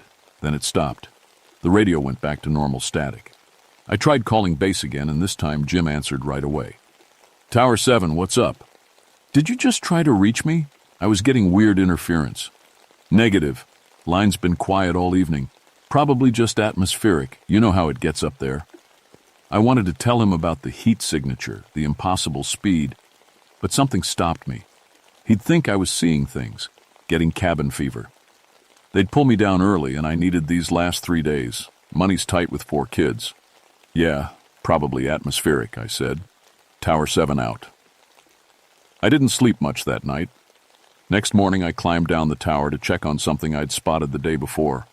About a mile south, I'd seen deer gathered in a clearing. Lots of them, maybe 20. That's unusual. Deer don't herd up like that unless something's wrong. It's part of my job to check on things like that. Could be disease. Could be they found a salt lick. Either way, I needed to know. The hike took 40 minutes through snow and dead leaves. Cold morning, breath steaming. I had my rifle, more out of habit than worry. Nothing dangerous out here except maybe a black bear, and they're usually asleep by now. I found the clearing.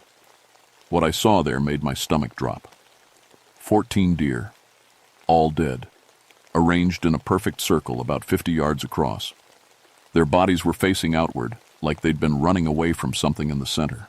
I walked closer, rifle ready. The deer had no wounds, no blood, no sign they'd been attacked by wolves or mountain lions. They just looked scared. Their eyes were wrong, burst open from the inside like something had pushed out through them. In the center of the circle, the grass was burned. Not burned like fire, burned like acid or radiation or something I didn't have a word for. The grass was crystallized, turned to glass, and in that crystallized area was a shape, a print, like a wing had pressed down into the earth, 12 feet from tip to tip. I knelt down, touched the crystallized grass. It crumbled under my fingers, cold and sharp. Around the wing print, the ground was warm. Not hot, just warm. like something had been there recently, giving off heat. My hands were shaking. I stood up, turned in a slow circle, looking at the tree line. Nothing moved, but I felt watched. You know that feeling? When the hair on your neck stands up and your body knows something your brain doesn't want to admit? Something had killed these deer. Something big enough to leave a 12-foot wing print. Something that scared them so badly their eyes exploded. I took photos with my Polaroid camera, documented everything. Then I hiked back to the tower as fast as I could without running. When I got to the radio, my hands were still shaking so bad I could barely hold the handset. Base, this is Tower 7. Jim, I need to report something. Wildlife deaths, multiple casualties, unusual circumstances. Jim's voice came back casual, unconcerned. Can it wait till spring? We're pulling everyone out in 3 days. Whatever it is, it'll keep. Jim, there's 14 dead deer in a circle with a burn pattern that doesn't make any... The radio died. Not static, not low battery, just dead. Complete silence. I checked the connections. Everything looked fine. I tried the backup radio. Dead. I checked the batteries. They'd been fully charged yesterday. Now they showed 0 power. The tower's generator was next. I went down to check it. Wouldn't start. Fuel was fine. Engine looked good, but it wouldn't even turn over. My backup batteries for the lights? Drained. Every single one. I stood there in the cold November afternoon, realizing I was completely cut off. No radio, no generator, no lights after dark. Just me and whatever was out there in the forest. That's when I saw it for the first time. Dusk was settling in, that gray time between day and night when your eyes play tricks. I was at the tower window looking out over the clearing around the tower base. At the edge of the tree line, about 150 yards away, something stood. Man-shaped, but wrong. Too tall, had to be over 7 feet. Arms too long, hanging past where knees should be. Shoulders too wide, like a football player wearing pads under his skin. I grabbed my binoculars, hands shaking again. The figure didn't move, just stood there at the forest edge, perfectly still.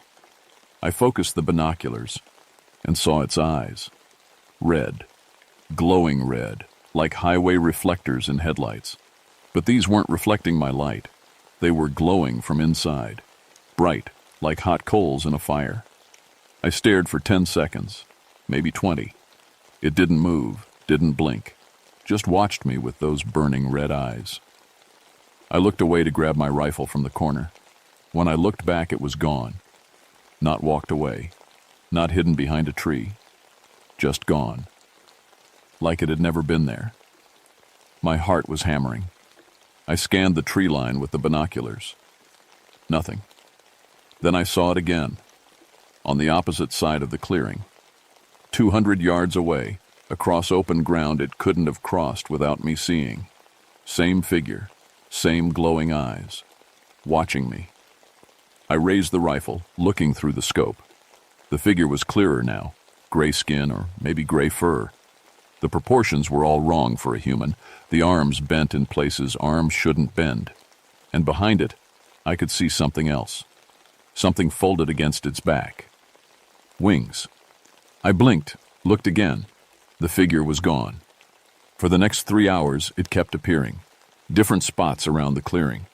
Sometimes close to the toe, or sometimes far away, never moving while I watched it, just appearing in new locations every time I looked away.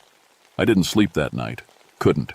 I sat with my back to the wall, rifle across my lap, watching the windows. Around 3 a.m., something landed on the tower roof. The whole structure shook. Metal creaked. I heard footsteps above me. Heavy, deliberate, pacing back and forth across the metal platform. Then, silence. I waited, barely breathing. A face appeared at the window, upside down. It was hanging from the roof, looking in at me.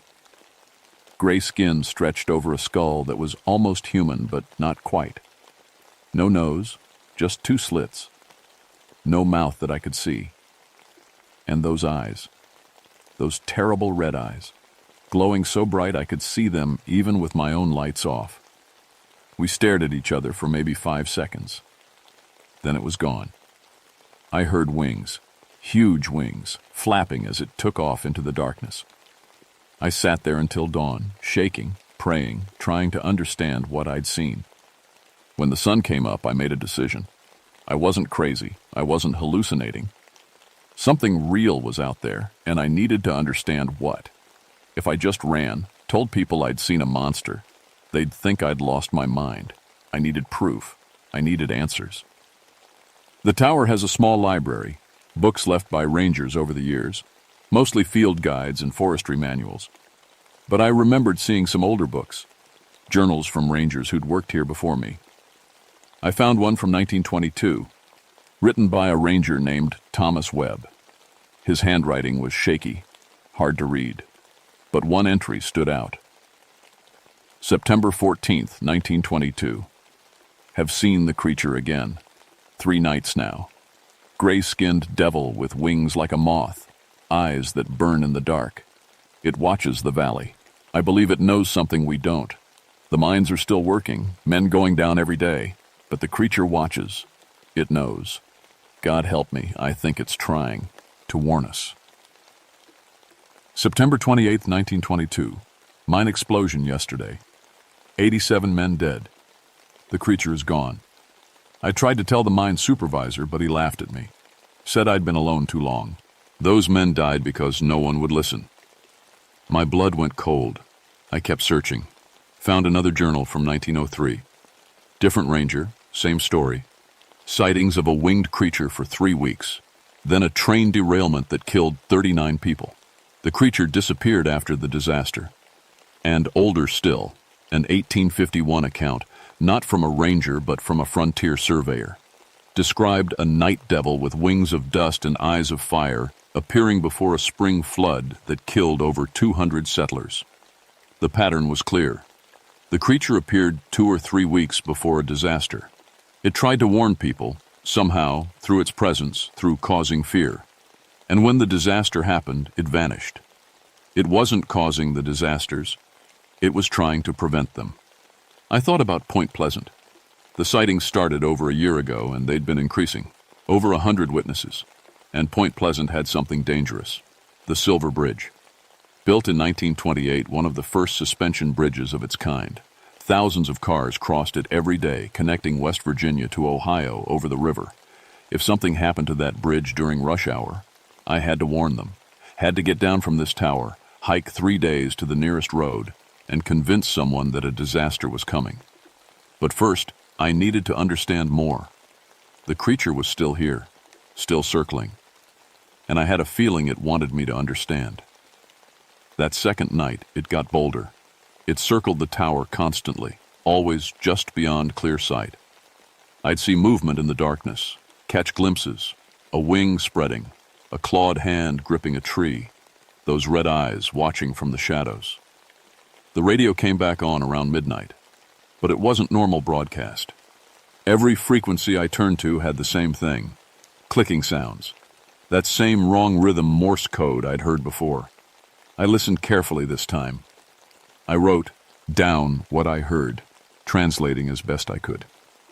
Bridge, river, death, run. The message repeated, over and over. Bridge, river, death, run. It wasn't calling for help. It was trying to give a warning. The creature wasn't just some animal or monster. It was intelligent. It was trying to communicate. And it was using my radio, somehow manipulating electromagnetic fields to send a message. I grabbed a flashlight and went to the window. "I hear you," I shouted into the darkness. "I understand. The bridge. You're warning about the Silver Bridge." Something moved in the trees. Closer now. I saw it clearly for the first time. The full shape of it. 7 feet tall, standing upright like a man. Gray skin that looked almost like leather. Massive wings folded against its back, each wing at least 10 feet long. Arms that hung to its knees, ending in hands with too many fingers. Legs that bent backward, like a bird's. And that face. Those eyes. It stepped out of the tree line, into the small clearing around my tower. Snow melted where its feet touched the ground. The air around it seemed to shimmer with heat. We stared at each other across 50 yards of open space. Then it did something that made my heart stop. It pointed. One long, clawed finger extended, pointing west, toward Point Pleasant, toward the bridge. "I understand," I called out. "I'll warn them. I'll make them listen." The creature tilted its head. Then it did something else, something impossible. It appeared in two places at once. One moment it was at the tree line. The next it was also at the base of my tower, looking up at me. Both versions of it, solid and real, moving independently. Then both vanished, and it was suddenly on the tower roof again. I heard its weight, heard the metal groaning. It was showing me what it could do, demonstrating that the normal rules didn't apply to it. A claw scraped against my window. I jumped back, raising my rifle. But I didn't shoot. Somehow, I knew it wasn't trying to hurt me. It pressed against the glass. Up close, I could see its eyes weren't simple. They were compound, like an insect's eyes, made of thousands of tiny facets. Each facet glowed with inner red light. And then I felt it in my mind.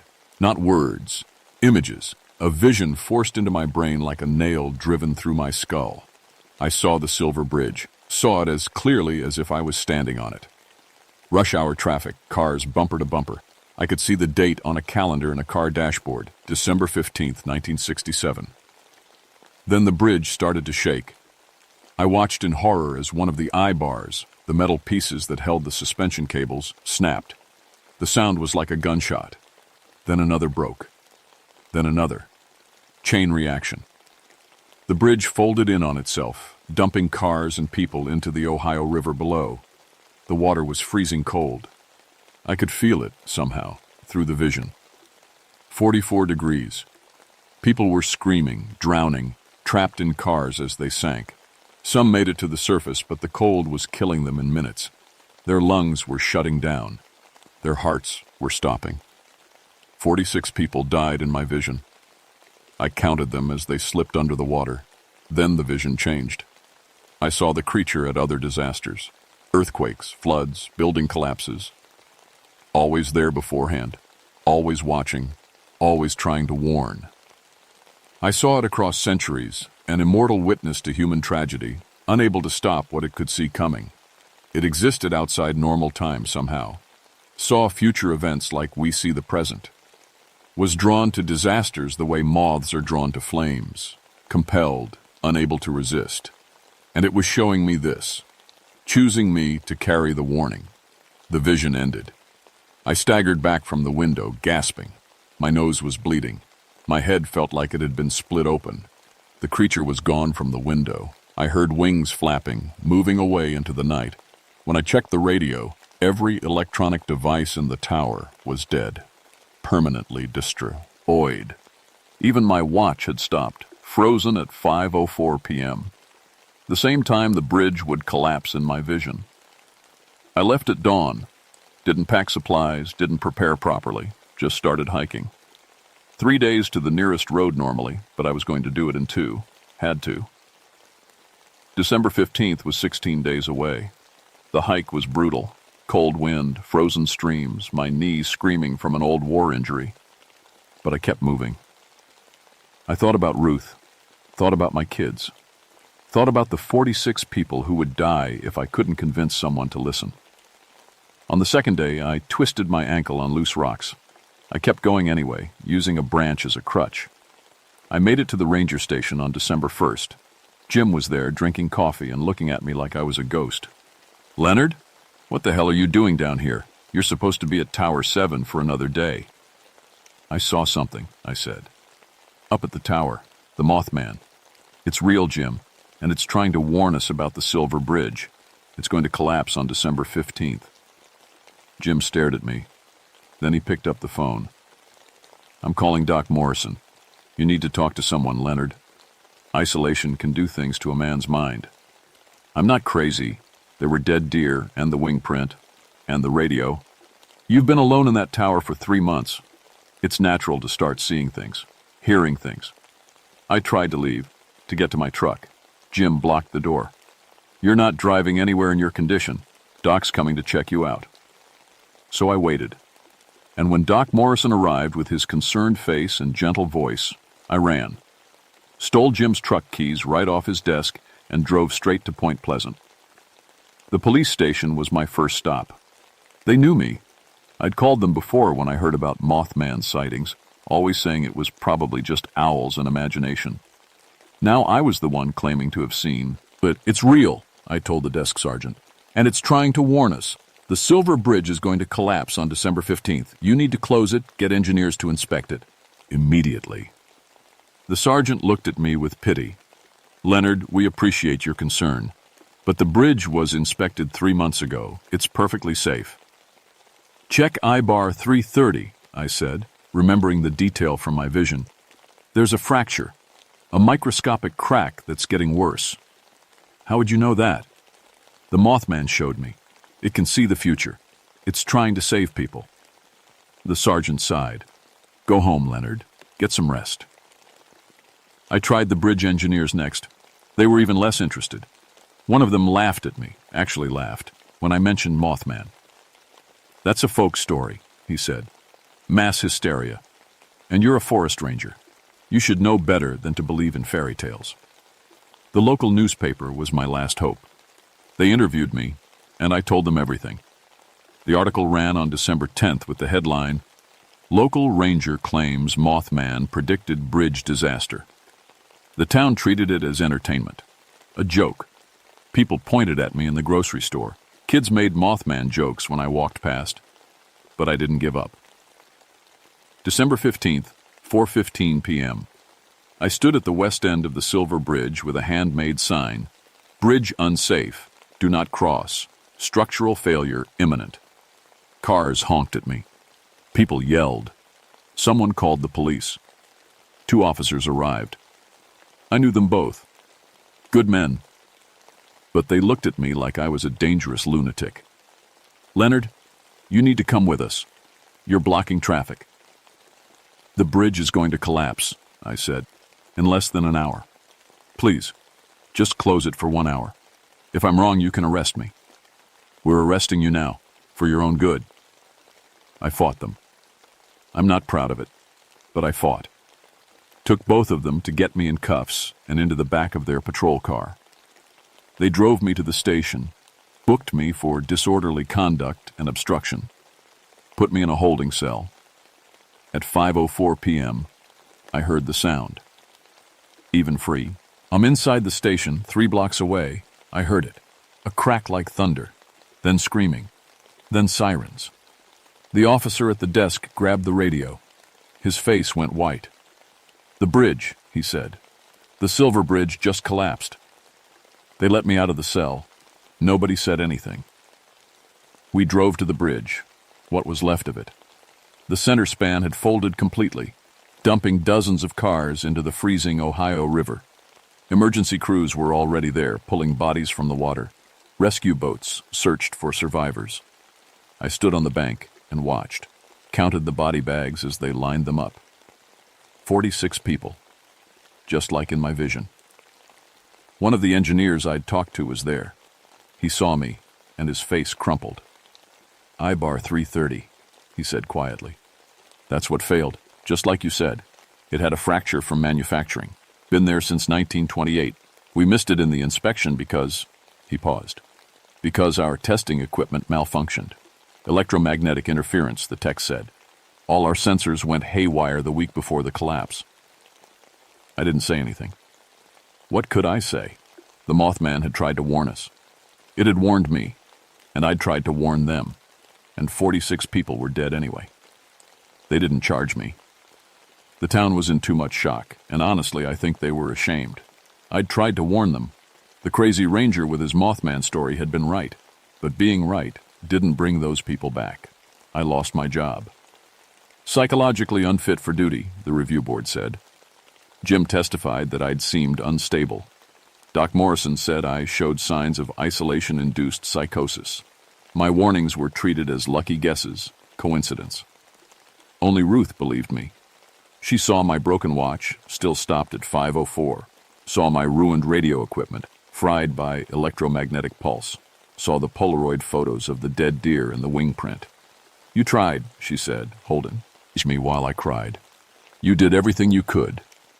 But it wasn't enough. 46 people were dead. I saw their faces in my dreams. Still do. I spent the next 5 years in and out of hospitals, depression, PTSD, survivor's guilt, though I hadn't been on the bridge. The psychiatrists called it prophetic trauma, believing yourself responsible for a tragedy you couldn't prevent. They gave me pills, therapy. None of it helped. Then, in 1973, something arrived in my mailbox. An unmarked envelope, no return address. Inside was a single moth wing, 10 inches long, gray and delicate like tissue paper. But it wasn't from any species I could identify. Too large, wrong structure, and a note, handwritten in letters I didn't recognize. Chicago, March. Flight 191. Engine failure. You know now how to make them listen. My hands shook as I read it. The creature was still out there, still seeing disasters before they happened. And it was asking me to try again. I called the FAA, called the airline, told them Flight 191 would have an engine failure in March 1974, that they needed to inspect the aircraft immediately. They dismissed me. The Silver Bridge lunatic, calling with another crazy prediction. March 3rd, 1974. Flight 191 lost an engine on takeoff. The plane crashed. 78 people died. The mothwings kept coming. Before every disaster. Floods, fires, building collapses. Each time, I'd call authorities. Sometimes they listened. I saved over 200 people from a hotel fire in 1976, convinced them to evacuate based on a tip. But usually, they didn't listen until after the bodies were counted. The last moth wing arrived in 1985. No note this time, just the wing, gray and ghostly. I knew what it meant. 2 weeks later, I had a heart attack. Ruth found me at my desk surrounded by newspaper clippings of all the disasters I'd predicted. The moth wings were pinned to the wall behind me, like a butterfly collection. 43 disasters. I'd been right 43 times out of 57 warnings. That's hundreds of people who lived because I was willing to be called crazy. The autopsy showed something the doctors couldn't explain. My eyes had changed, developed a crystalline structure in the retinas that shouldn't exist in human tissue. The structure was similar to what's found in moths, compound eyes that can see wavelengths of light humans can't normally perceive. I was changing, becoming more able to see the way the creature saw. Point Pleasant built a Mothman statue in 2003. They have a museum now, an annual festival. Tourists come to take pictures, buy t-shirts, treat it all like a fun story. But it's not a story. The creature is real. I saw it. It showed me things that came true. And it's still out there, trying to warn us about disasters we refuse to prevent. If you see something with glowing red eyes, watching you from the darkness, something too large, something with wings, don't run. Don't assume you're crazy. Listen, because it's not there to hurt you. It's trying to show you something terrible that hasn't happened yet, something you might be able to stop. The tragedy isn't the creature. The tragedy is that we ignore the warnings. We call the messengers crazy, and then we count the bodies and say nobody could have known. But somebody did know. I knew, and I tried. God knows I tried. If you see it, tell everyone. Scream from rooftops if you have to. They'll mock you. They'll call you insane. But if you save even one person, it's worth it. Every single person you save is worth being called crazy for the rest of your life. Trust me on that. I learned it the hard way. The Mothman is still out there, still watching, still trying to warn us. Next time you see those red eyes in the dark, I hope you'll listen better than they listen to me.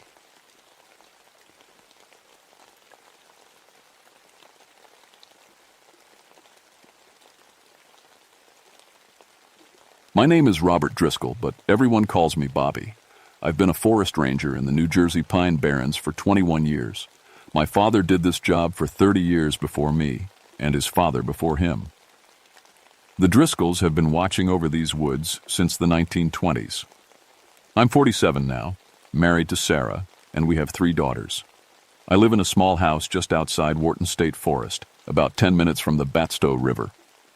Every morning I wake up to the smell of pine trees and the sound of birds. It's a good life. Quiet. Predictable. My job is mostly fire prevention and taking care of historical sites. The Pine Barrens has over 1 million acres of forest, and hidden in there are ghost towns from the colonial days, places where people used to make iron in big furnaces. Now they're just ruins covered in vines.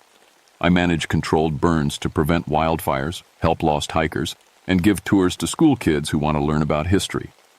Growing up here, I heard all the stories. Every kid in South Jersey knows about the Jersey Devil. The legend says that back in 1735, a woman named Mother Leeds had 13 kids. When the 13th was born, she cursed it, saying, "Let this one be a devil." The baby supposedly transformed into a monster with wings and hooves, then flew up the chimney and disappeared into the Pine Barrens. People claimed to see it for hundreds of years after that. In 1909, there were mass sightings all across South Jersey. Newspapers went crazy with it. Farmers said it killed their chickens and livestock. Schools closed. People were terrified. But I never believed any of it. Not really. My dad used to laugh about it. Good for tourism, he'd say. Keeps the gift shops in business. I figured people were seeing sandhill cranes, tall birds with long necks that look strange when you catch them in the dark, or maybe owls. The woods play true. Ick's on your mind at night, especially if you're already scared. I'd been on hundreds of search and rescue operations. I'd seen bear attacks, helped people who broke their legs miles from any road, found lost children crying in the dark. But I'd never seen anything I couldn't explain. The Pine Barrens was dangerous, sure. You could get lost easy, and there were places where the cedar swamps could swallow you up if you weren't careful. But it was a natural danger, not supernatural. October 1981 was warm that year, unseasonably warm. The leaves should have been changing colors and falling, but they were still green on the trees. At night, thick fog rolled in from the swamps, making everything look like a dream. We were coming up on the new moon, and the woods got darker than usual. On October 23rd, I got a call on my radio around 9 a.m. It was dispatch, and the woman's voice sounded shaky. "Bobby, we need you at Cedar Bridge right away. There's been an incident with 2 hunters. State police are on their way." "What kind of incident?" I asked, already grabbing my keys. "One of them is dead. The other one, he's not making sense. He keeps screaming about something attacking them." I grabbed my gear and my dog Tucker, a German shepherd trained for search and rescue. He'd been with me for 6 years and never failed on a search. As I drove through the sandy back roads, I tried to imagine what happened. Hunter accident, probably. Someone shot their buddy by mistake and panicked. It happened sometimes, though not often. When I arrived at Cedar Bridge, there were already 3 state police cars there. I saw officers standing around looking uncomfortable, and one of them was throwing up in the bushes. That made my stomach tighten. These were experienced cops. What could make them react like that? Sergeant Mike Torres walked over to me. We'd worked together on search operations before. His face was pale. "Bobby, I've been doing this job for 15 years, he said quietly. "I've never seen anything like this." "Show me," I said. He led me down a narrow trail into the woods. Tucker walked beside me, but I noticed his ears were flat against his head. That was wrong. Tucker loved the woods. He should have been excited, nose to the ground, ready to work. We walked for about 5 minutes, and then I saw it. Dennis Shaw was hanging from a tree branch about 8 feet off the ground. His body was torn open from chest to stomach, and his intestines were hanging out. 3 massive claw marks ran across his torso, parallel gashes, each about 18 inches long and 2 inches deep. His face was frozen in an expression of pure terror. I'd seen bear attacks before. This wasn't that. The claw marks were too clean, too deliberate, and bears don't hang their victims in trees like trophies. "Where's the other hunter?" I asked. "Paul Kowalski. We found him about an hour ago," Torres said. "He's alive, but Bobby, he's not really there anymore. Something broke inside his head." They had Paul Kowalski sitting in the back of an ambulance with a blanket wrapped around him. He was a big guy, probably 40 years old, looked like he worked construction. But right now, he was rocking back and forth like a little kid, staring at nothing. I sat down next to him. "Paul, my name is Bobby Driscoll. I'm a forest ranger. Can you tell me what happened?"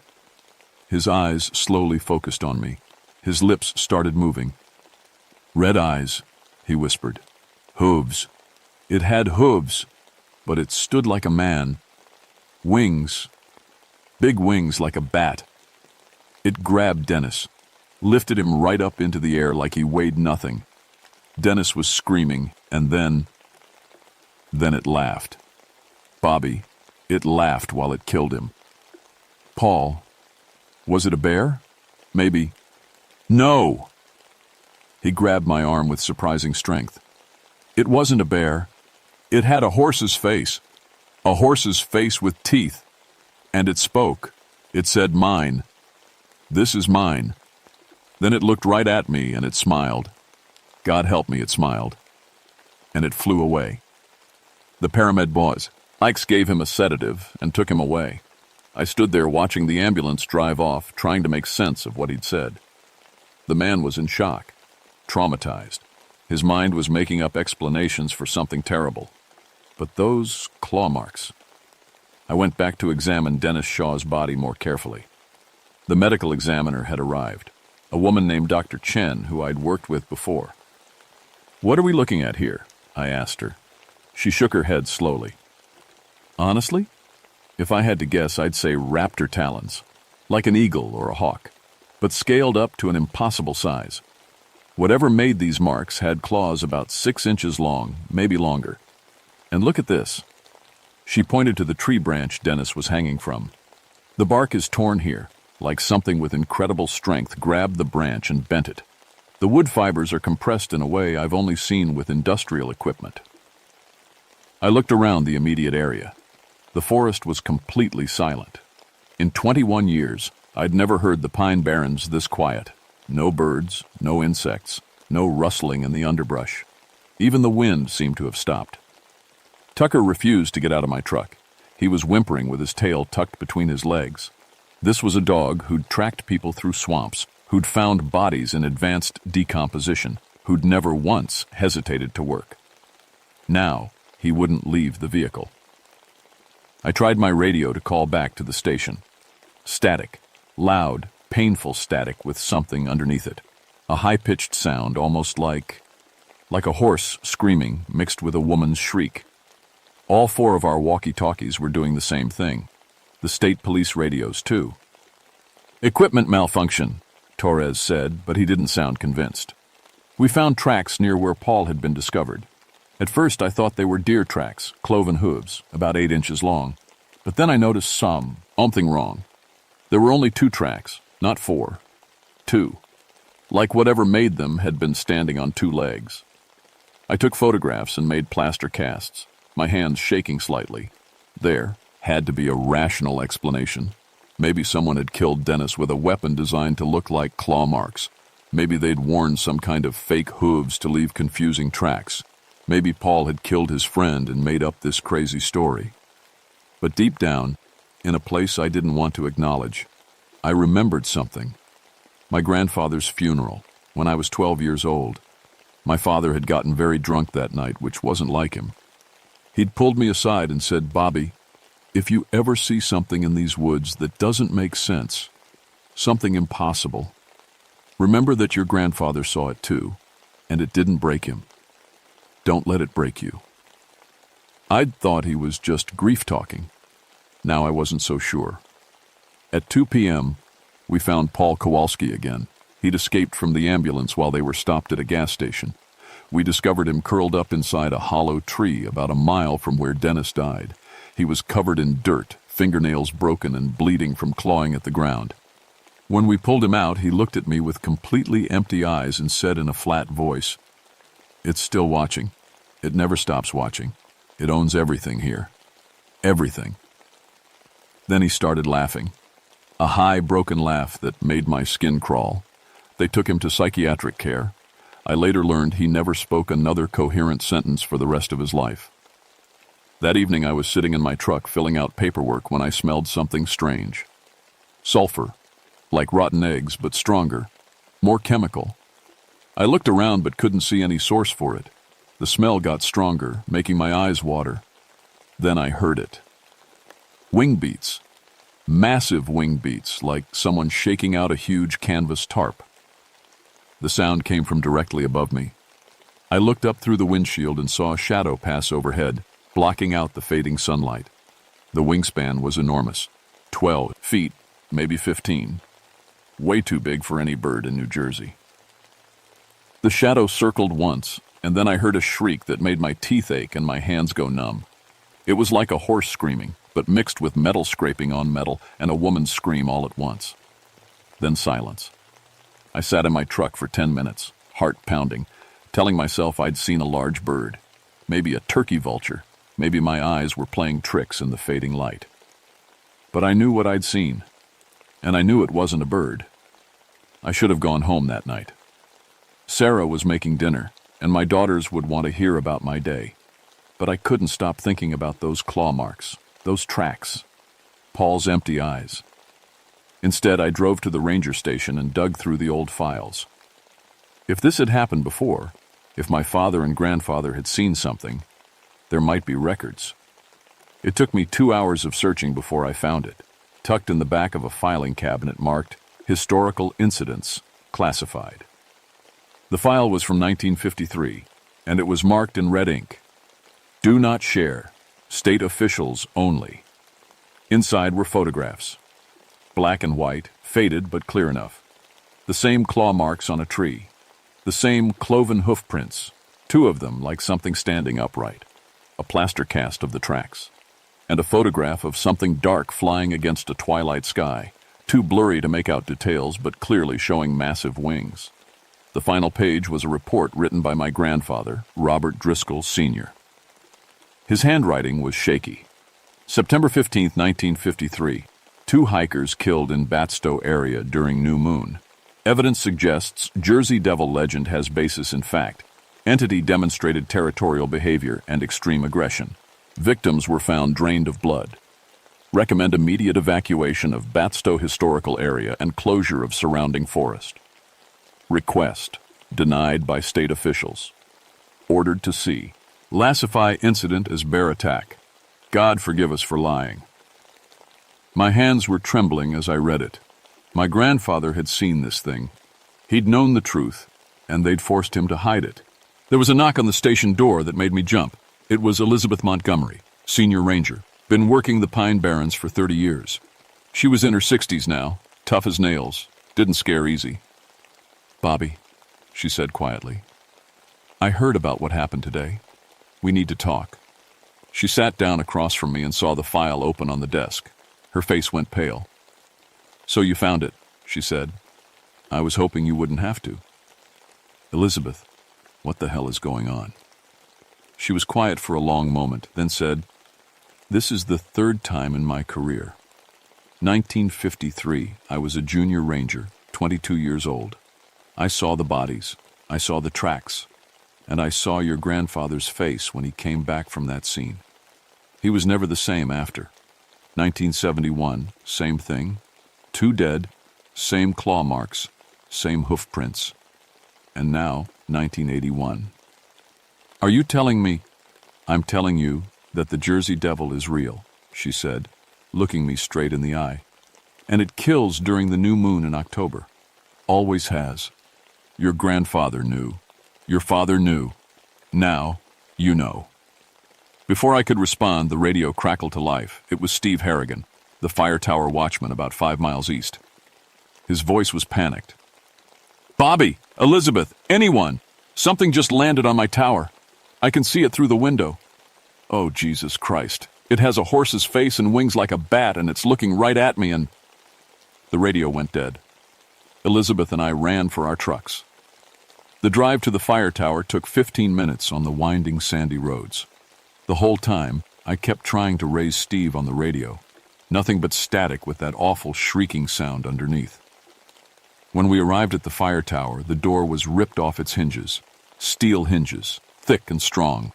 torn out of the metal frame and twisted like paper. There were deep gouges in the metal railing. 3 parallel marks like massive claws had gripped it. Steve Harrigan was gone. On the floor of the tower, we found his watch, his wallet, and a single feather. It was dark red, almost burgundy, and 18 inches long. The feather was still warm to the touch, and it smelled like sulfur. Elizabeth picked it up with shaking hands. "It took him," she whispered. "Just like 1953. It takes one. Always takes one." "We have to call this in," I said. "State police, FBI, I don't care. We need—" "They won't help," Elizabeth interrupted. "They didn't help in 53. They didn't help in 71. The state doesn't want people knowing there's something in these woods that can't be explained. Bad for tourism, bad for property values. They'll classify it as an accident and tell us to keep our mouths shut." I felt rage building in my chest. "So, we just let people die?" "We warn them," Elizabeth said firmly. "We close areas. We tell people to stay out during October new moons. We've been doing it for decades, Bobby. Why do you think there are so many restricted areas in the Pine Barrens? It's not all environmental protection. We're protecting people from something they can't understand."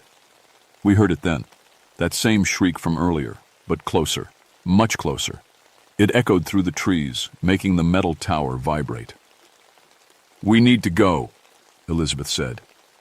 "Now." But before we could move, something hit the top of the tower with enormous force. The whole structure shook. I looked up and saw a shadow on the roof, large, moving. "Run!" Elizabeth shouted. We scrambled down the tower stairs. Behind us, I heard the metal roof peeling back like someone opening a tin can. Then the wing beats, huge, powerful, getting closer. We made it to my truck and I floored the gas pedal, tires spinning in the sand. In the rearview mirror, I saw something launch from the fire tower, something with wings spread wide, silhouetted against the stars. It followed us for about a mile, staying just above the treetops. Then, suddenly, it veered off and disappeared into the darkness. Elizabeth was crying. I'd never seen her cry before. "It's getting bolder," she said. "In 53, it stayed hidden. In 71, it only came out deep in the forest. But now, Bobby, it attacked a fire tower. It's not hiding anymore." We drove to the Batstow Village ruins, the old iron furnace site from colonial times. Elizabeth said we'd be safer in the open, where we could see it coming. We parked under the old furnace structure, a massive brick building that had been abandoned for over 100 years. "Your grandfather's journal," Elizabeth said. "Do you still have it?" "Journal? I didn't know he kept one." "He did. After 53, he wrote everything down. Your father kept it hidden. Check his old footlocker, the one in your garage." I called Sarah on the phone at the station, told her to go to the garage, find my father's old army footlocker, and look for a journal. She was confused, but did it. 20 minutes later, she called back.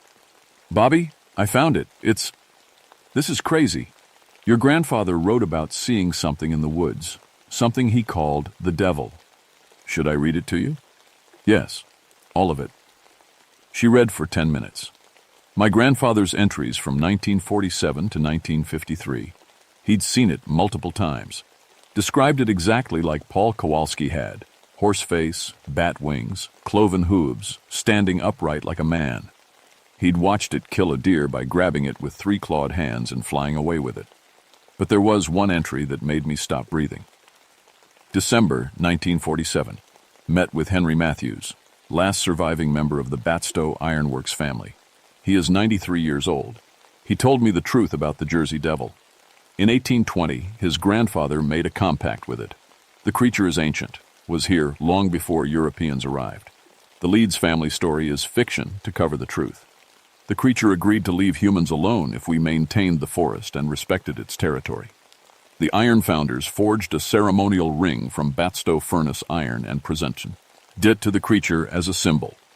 Henry says the creature is intelligent, speaks English, and honors agreements, but it is also territorial and vicious to those who violate the compact. He warned me, never enter the deep forest during October new moons. That is when it hunts. The ring, I said to Elizabeth. Is it still here? She nodded slowly. I've seen it. It's in the old furnace built into the wall. Your grandfather showed it to me in 1953. He used it to ward the creature off, held it up, and reminded it of the agreement. We searched the ruins of the furnace building with our flashlights. The ring was exactly where Elizabeth remembered. A thick iron circle about 8 inches across, built into the brick wall at chest height. It was pitted with age, but still solid. I tried to pull it out, but it wouldn't budge. Then we heard the wing beats again. This time it was directly overhead, circling. The sulfur smell was overpowering. It's here, Elizabeth whispered. The creature descended from the sky and landed in the clearing 20 feet away from us. In the moonlight, I saw it clearly for the first time. It was 7 feet tall, standing upright on 2 legs that ended in cloven hooves. Its body was muscular and humanoid, covered in dark brown fur. The wings were enormous, 15 feet from tip to tip, leathery like a bat's. Its head was elongated like a horse's, but the proportions were wrong, predatory. Red eyes glowed in the darkness. When it opened its mouth, I saw rows of sharp teeth behind the horse-like lips. Its hands had 3 long fingers, each tipped with a curved talon. It looked at us, not like an animal looks at you, like a person looks at you, intelligent, aware.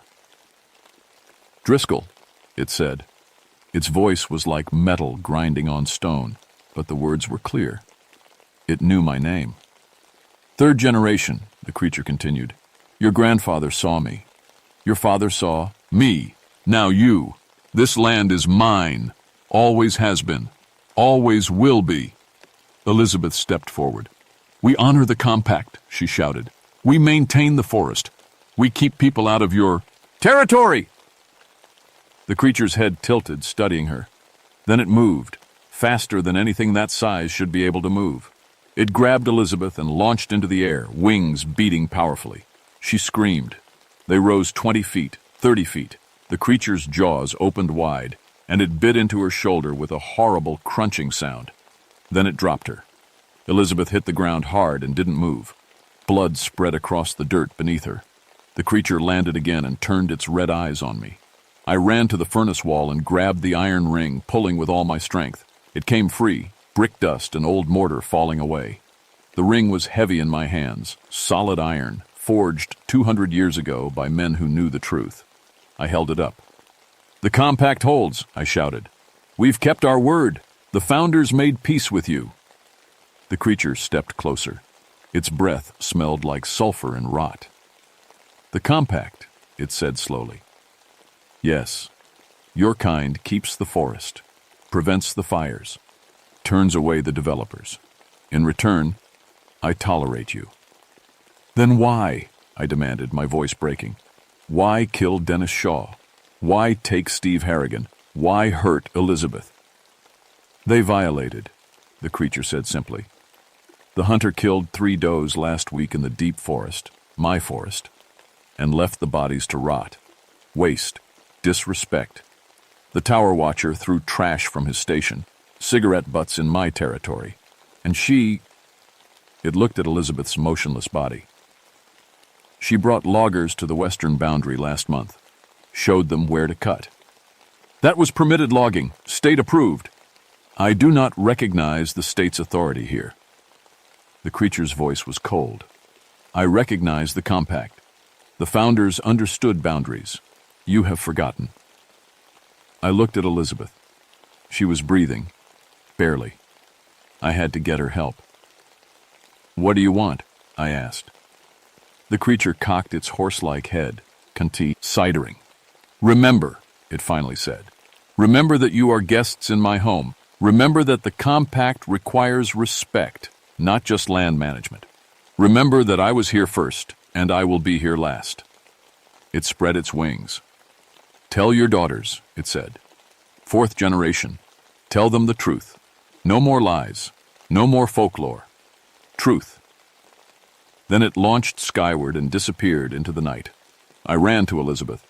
She was alive, but her arm was mangled, bone showing through torn flesh. I called for emergency services, applied pressure to the wound, and waited. While I waited, I looked up at the stars and realized something terrible. The Jersey Devil wasn't a mindless monster. It was an intelligent guardian that had been protecting this land for centuries, and we'd been violating our agreement with it, little by little, without even realizing. They found Steve Harrigan's body 2 days later, 3 miles from the fire tower. He was hanging in a tree, exactly like Dennis Shaw, completely drained of blood, skin pale as paper. The official report said Dennis Shaw and Steve Harrigan died in a tragic industrial accident at the Batstow Historical Site. Paul Kowalski was ruled mentally unstable due to trauma. Elizabeth Montgomery was medically retired after an injury from falling equipment. The area around Batstow was closed for 6 months for structural assessment. All the files were sealed. Elizabeth survived but lost her arm. She moved to Florida 6 months later and won't talk about what happened. When I called her last year, she just said, "Let it go, Bobby. Knowing the truth doesn't help anyone." But I can't let it go. I found more of my father's notes hidden in the attic. He'd seen the Jersey Devil in 1971, just like Elizabeth said. He wrote about how it had killed 2 teenagers who'd been starting fires in the deep forest for fun. The creature had carried them up into the sky and dropped them from 100 feet up. My father had nightmares for years after. That's why he drank sometimes. That's why he'd warn me about certain parts of the forest, with a look in his eyes that I never understood until now. I told Sarah everything. She didn't believe me at first, but I showed her the photographs, the journal entries, Elizabeth's injuries. Eventually, she accepted it. I told my daughters too. They're older now, 16, 14, and 12. I showed them the boundaries on a map, the areas where they must never go during October, especially during the new moon. I told them about the compact, about respecting the forest, about the price of violation. My oldest daughter asked, "Why doesn't someone just hunt it? Kill it?" I thought about those red eyes, that intelligence, that ancient presence. "Because it's not an animal," I said. "It's something else, something that's been here longer than us. And maybe it has a right to defend its home." Paul Kowalski died in 1993, still in psychiatric care. He never spoke again after that day. But the nurses said he used to stare out the window at night, especially during new moons in October, and tears would run down his face. I've been a ranger for 28 years now. I enforce the restricted areas more strictly than ever. When people ask why they can't hike certain trails, I tell them it's for environmental protection. But really, I'm protecting them from the truth. Last October, during the new moon, I was doing a night patrol near Batstow. The woods were dead silent, and I smelled sulfur. I looked up and saw a shadow circling overhead, massive wings silhouetted against the stars. I held up the iron ring that I now keep on a chain around my neck. The shadow circled once more, then flew away. The compact still holds. Barely. If you're planning to visit the Pine Barrens, I need you to understand something. If you smell sulfur with no source, turn back immediately.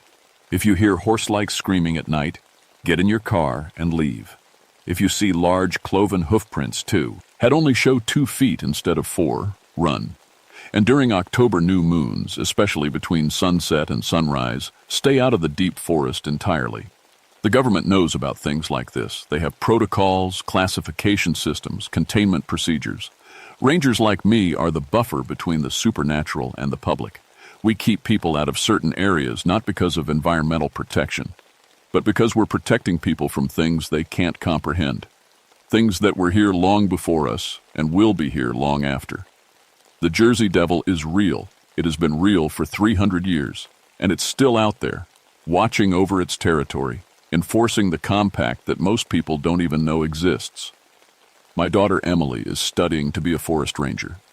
She'll be the 4th generation of Driscolls to protect these woods. I'm teaching her everything my father taught me, everything my grandfather learned the hard way. Last week, she asked me, "Dad, are you scared of it?" I thought about that for a long time before answering. "Yes," I said. "But I also respect it. Fear and respect. Sometimes they're the same thing." I still wake up sometimes hearing wing beats overhead. I still smell sulfur in my dreams. And every October, when the new moon comes around, I make sure I know exactly where my family is. Because the truth is this: we don't own the Pine Barrens. We never have. We're just allowed to live here, as long as we remember the rules. And the Jersey Devil is making sure we never forget.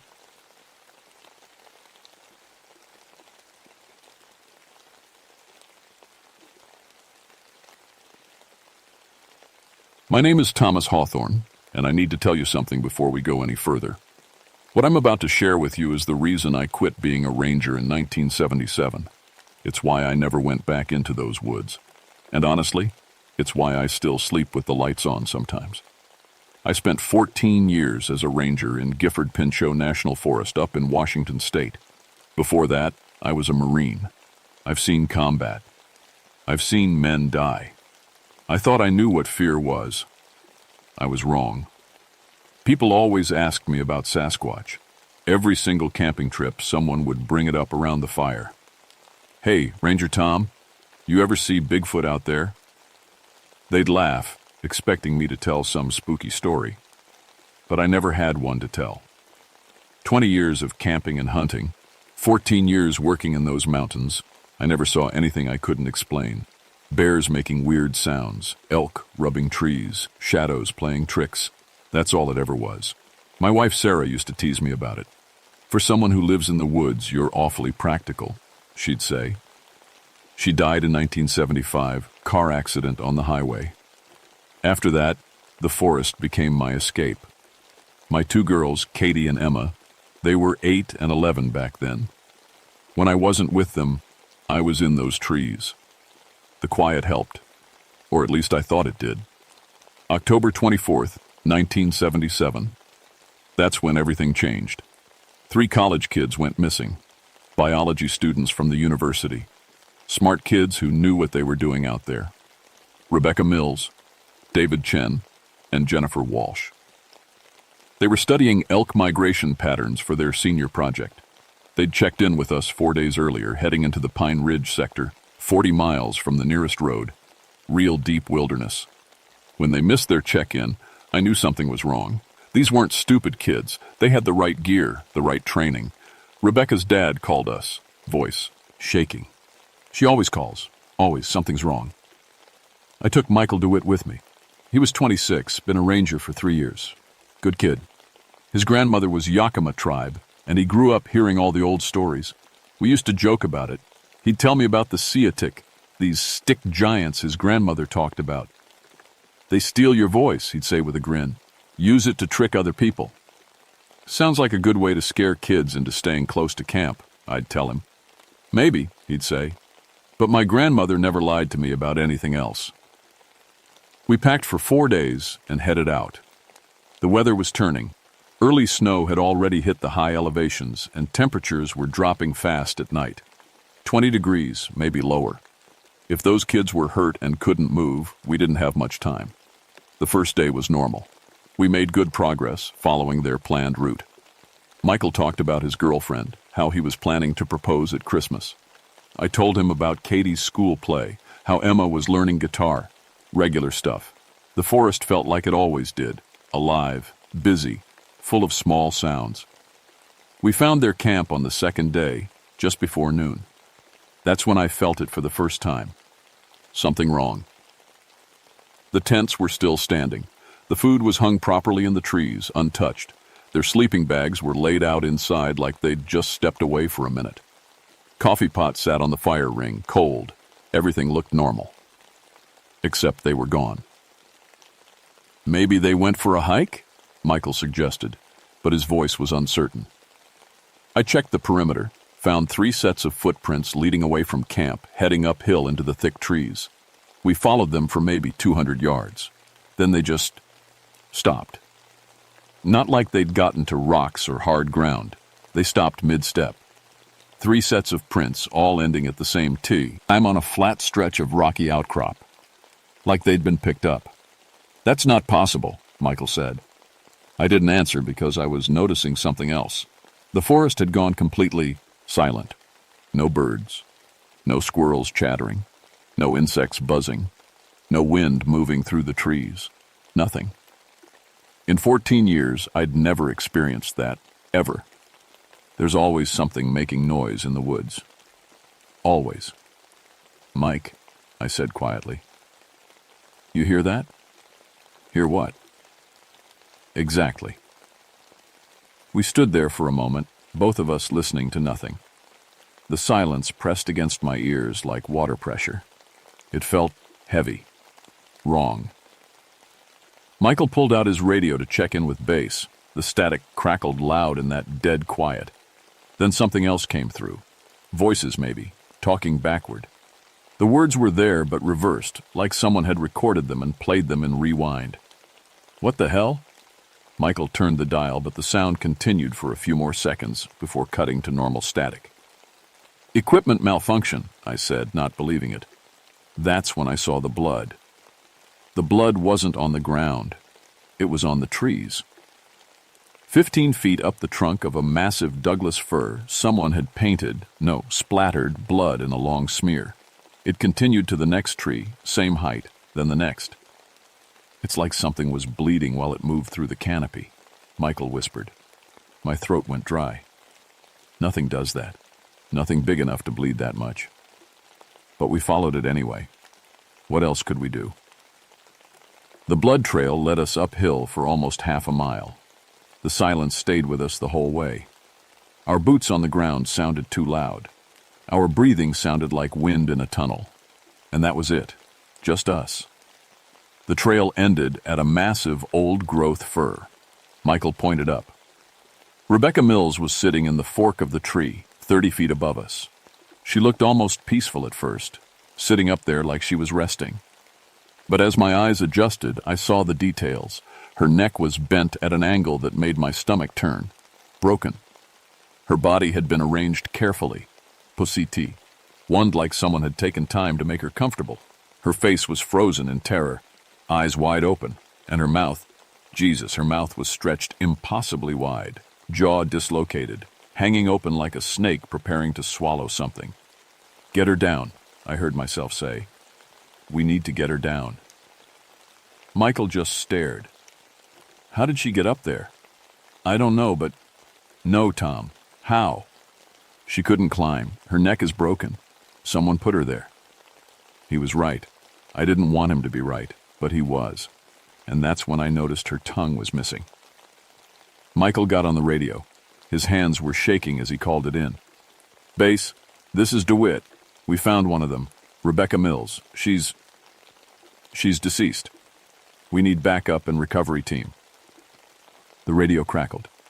Normal static this time. Then, "Don't look up." Michael's voice, coming from the radio. But Michael hadn't said anything. We both stared at the radio. Then we looked at each other. "That wasn't me," Michael said. The radio spoke again in his voice. "Don't look up. Don't look up. Don't—" I grabbed the radio and shut it off. My heart was hammering. "We're leaving, right now." "What about now, Mike?" But we both looked up anyway. We couldn't help it. Something was up there in the canopy. Something big. It moved between the trees, 30 feet above the ground. Bipedal. Covered in matted reddish-brown hair. But the proportions were all wrong. The arms reached between tree trunks that were 8 feet apart. Reached easily, like you or I would spread our arms wide. It was matching our movements. When I stepped left, it moved left. When Michael backed up, it followed. We never saw its whole body. Just pieces. An arm here, a shoulder there. A flash of something that might have been a face in the shadows. "Run," I said. We ran. The forest exploded with sound. Not natural sound. The sound of something crashing through branks. He's above us, keeping pace. We sprinted downhill, branches whipping our faces. My lungs burned. Behind us, something roared. Not like a bear. Not like anything I'd ever heard. It sounded like a dozen voices screaming at once. We didn't stop until we hit the clearing near their camp, burst out of the trees and fell to our knees, gasping. The silence returned immediately, complete and total. "What was that?" Michael was crying. "What the fuck was that?" I didn't have an answer. We found David Chen 10 minutes later. His body was arranged in the center of a small clearing, maybe 100 yards from the camp. At first I thought he was sleeping. Then I got closer. His torso had been torn open. Chest cavity empty. The organs had been removed carefully, surgically almost, and arranged in a perfect circle around his body. Heart, lungs, liver, intestines. All laid out with precision. Michael made a choking sound. "That's a warning symbol. Old Yakama. My grandmother showed me once in a book. It means claimed territory. It means sciatic. That's just a story. Does this look like a story to you?" I couldn't argue. Nothing about this was natural. Nothing about this made sense. We set up an emergency shelter as the sun started to set. Neither of us wanted to stay, but we couldn't hike in the dark, not with that thing out there. We'd radio for helicopter extraction at first light. Michael built a fire. We didn't talk much. What was there to say? Around midnight, we heard the voices. They came from just outside the firelight. Conversations. Normal conversations. It took me a minute to recognize them. They were our conversations from earlier in the day. Michael talking about his girlfriend. Me talking about Katie's school play. Word for word, exactly as we'd said them. But we were both sitting right here, silent. The playback continued for maybe 10 minutes. Then it changed. Screaming. A woman screaming. "Help me! Please, someone help me! I'm hurt!" Jennifer, the third student. Michael jumped up. "That's her! She's alive!" I grabbed his arm. "Wait! She's alive! Tom! That's not her. Listen to it. Really listen." The screaming was perfect. Too perfect. Like a recording. It repeated the same phrases in the same order. "Help me! Please, someone help me! I'm hurt!" Michael pulled away from me. "I can't just leave her." "Mike, don't—" But he was already running toward the sound, flashlight bobbing in the darkness. I heard him crashing through the brush. Then his flashlight stopped moving. "Mike!" I called. Silence. "Michael!" Then I heard him scream. It went on for a long time, longer than seemed possible, and then it just stopped. I spent the rest of the night by the fire, gun in my hand, listening to the silence. Dawn came slowly. The light filtered through the trees like it was afraid to arrive. I had to find Michael. I knew what I'd find, but I had to look anyway. I found him a quarter mile from camp, suspended between two trees. His intestines had been stretched between the trunks like rope. He was still barely alive when I reached him. His eyes found mine. His lips moved. I leaned close.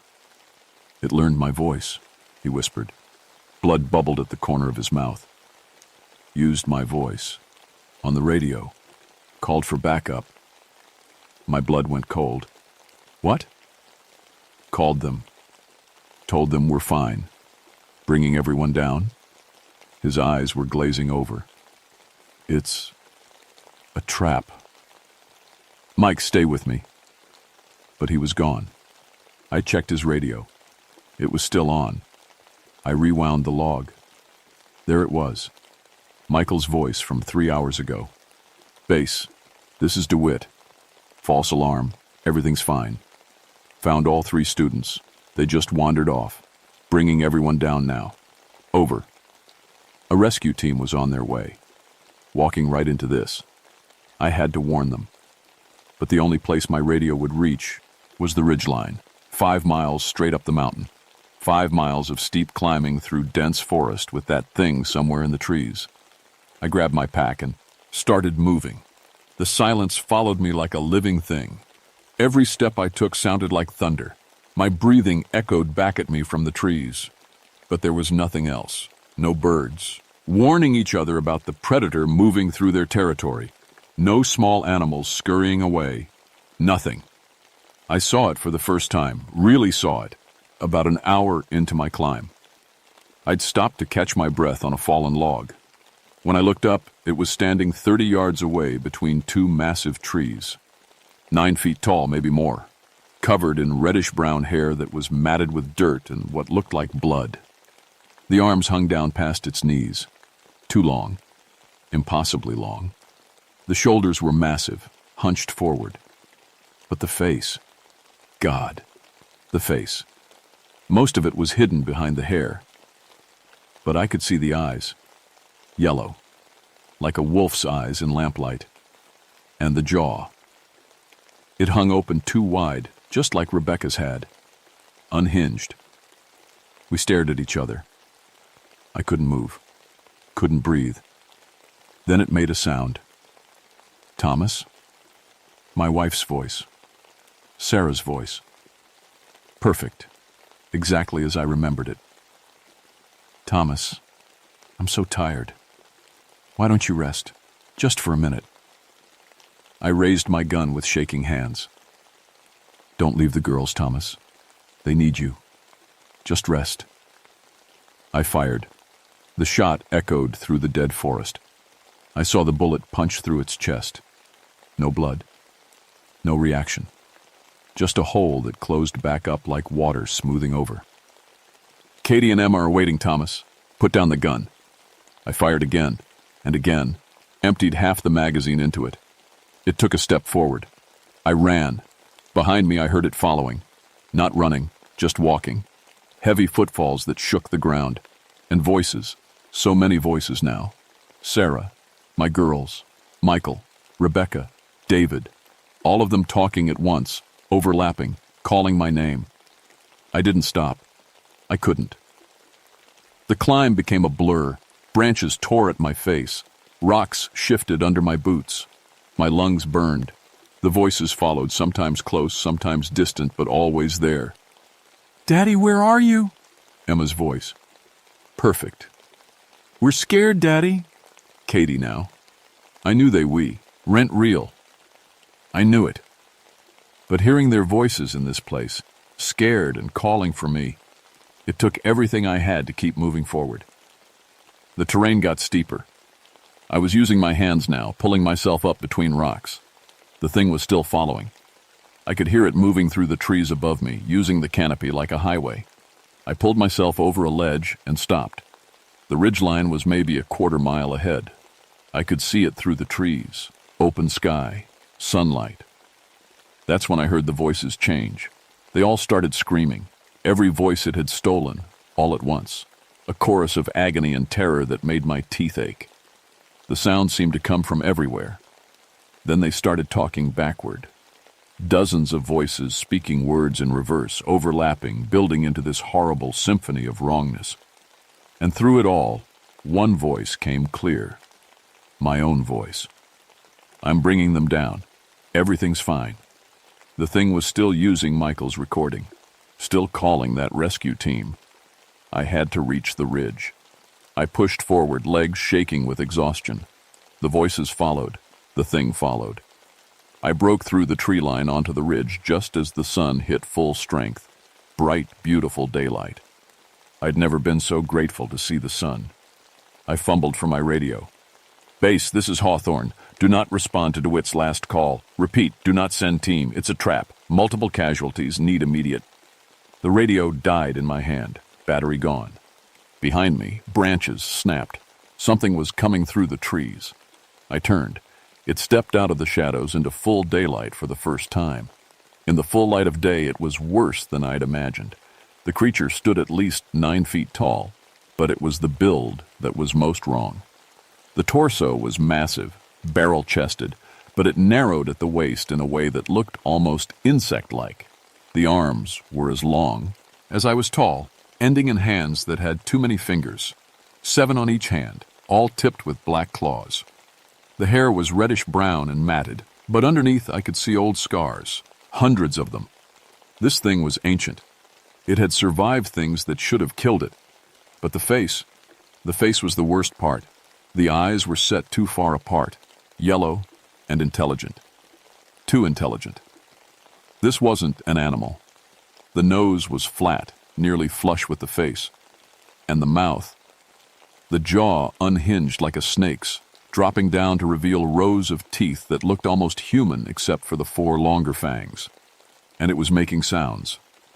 All the voices it had stolen were coming out at once. Men, women, children. Some speaking normally, some screaming, some sobbing. All of them pouring from that open mouth in an impossible chorus. I heard Sarah. I heard Michael.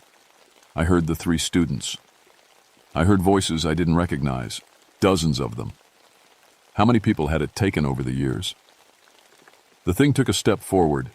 The sunlight didn't seem to hurt it like I'd hoped. It just made it easier to see how truly wrong it was. I reached for my gun, knowing it wouldn't help. I'd already shot it. The bullets had done nothing. It opened its mouth wider. The voices stopped. Then it spoke with just one voice. My voice. Should have stayed away, Thomas. This forest isn't yours. Hearing my own words come from that thing made me want to vomit. I backed toward the edge of the ridge. Behind me was a steep ravine, maybe 200 feet down. In front of me was this creature. How many? I asked. My real voice sounded weak compared to the version it used. It tilted its head, studying me. Then it spoke again in my voice. But the words weren't mine. 97 voices. Need 100. Need the old words. Need to call them back. The Yakima elders' stories. Michael's grandmother's warnings. They were all true. This thing was collecting voices to perform some kind of ritual, to call back more of its kind. You're not getting to 100, I said.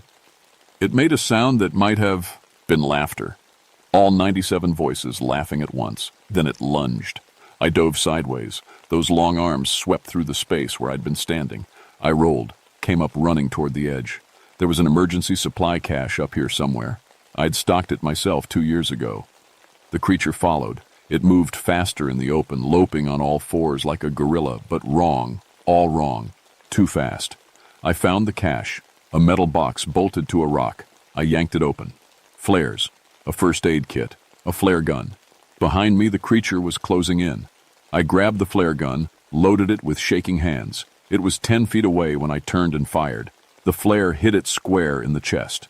The chemical fire exploded across its torso, white-hot magnesium burning at 3,000 degrees. The thing screamed.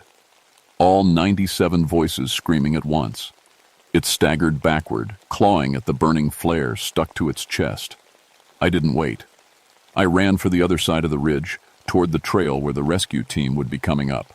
Behind me, the screaming continued. Then it changed.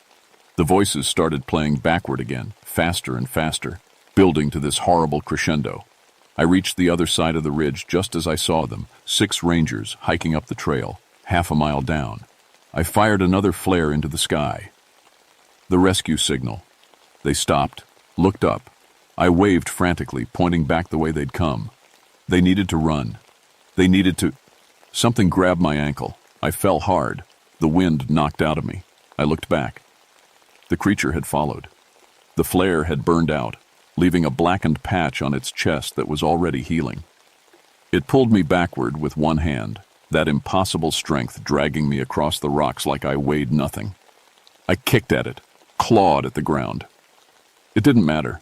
It pulled me to the edge of the ravine, held me there, dangling over the drop. Those yellow eyes stared into mine. Then it spoke in my voice one last time. You'll do.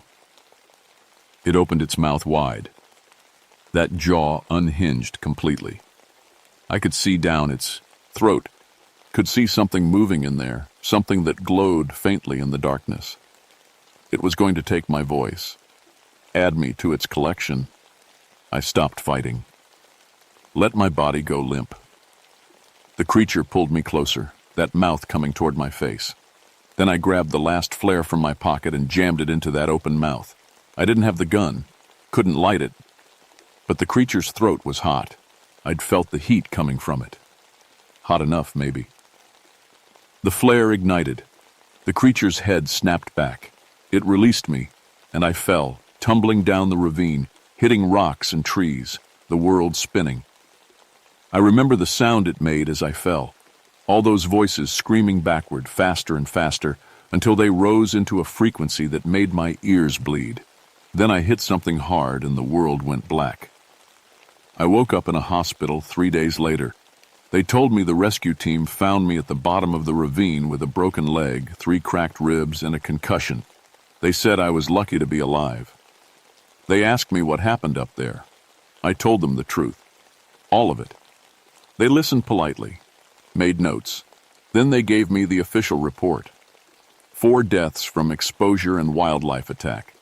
The students had gotten separated in the storm, became disoriented.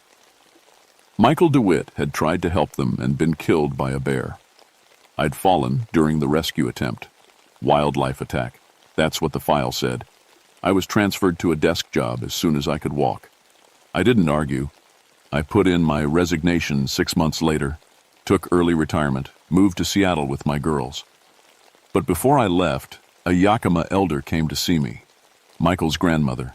She was old, ancient, with eyes that had seen too much.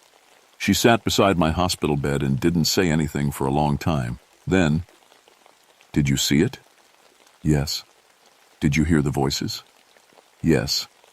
She nodded slowly. "Siatik, Witram, I'd warn people, tried to keep them away from the sacred grounds, but nobody listens to the old stories anymore. It said it needed 100 voices to call the others back." Her face went pale. "How many did it have?" 97. She closed her eyes. When she opened them, they were wet. The old ones have been hiding for a long time, waiting for the right moment to return.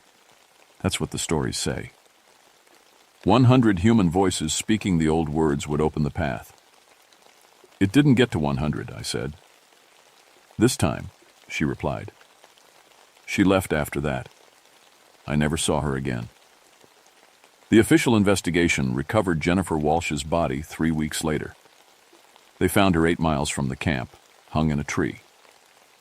Medical examiners said she'd been drained of blood through 2 puncture wounds in her neck. The report mentioned it, but offered no explanation. They also found something else, something they didn't put in any report. One of the rangers told me privately, after a few drinks. They'd found recordings on Michael's radio, 10 minutes of audio from when I was supposedly calling for help from the ridge. But it wasn't me calling. It was just breathing, and underneath the breathing, voices speaking backward. The audio analysis team tried to reverse it, to hear what was being said. They couldn't. The words weren't in any language they recognized. I still have nightmares. Most nights, I hear my wife's voice calling to me from the dark. Sometimes it's my daughter's. Sometimes it's Michael, whispering his last words over and over. I never went back to those woods. I never will. But sometimes, late at night, I think about what that elder told me, about the old ones hiding, waiting, about how close that thing came to getting its 100th voice, and I count. 97 voices when I left it on that ridge. Since then, there have been disappearances. 3 hiker in 1978, 2 more in 1979, 4 in 1981. I keep track. I can't help it. The count is at 96 now, maybe 97. I tell myself the thing died from that flare, that it burned up, or fell off the ridge, or crawled away to die somewhere in the deep woods. But I don't believe it. And I need you to know this, whoever's reading this. If you're hiking and the forest goes completely silent, and I mean nothing, not even wind, you leave immediately. Don't investigate. Don't wait to see what happens. Just go. And if you hear your own voice calling to you from the trees, you run and don't look back, because it already got close enough to steal it.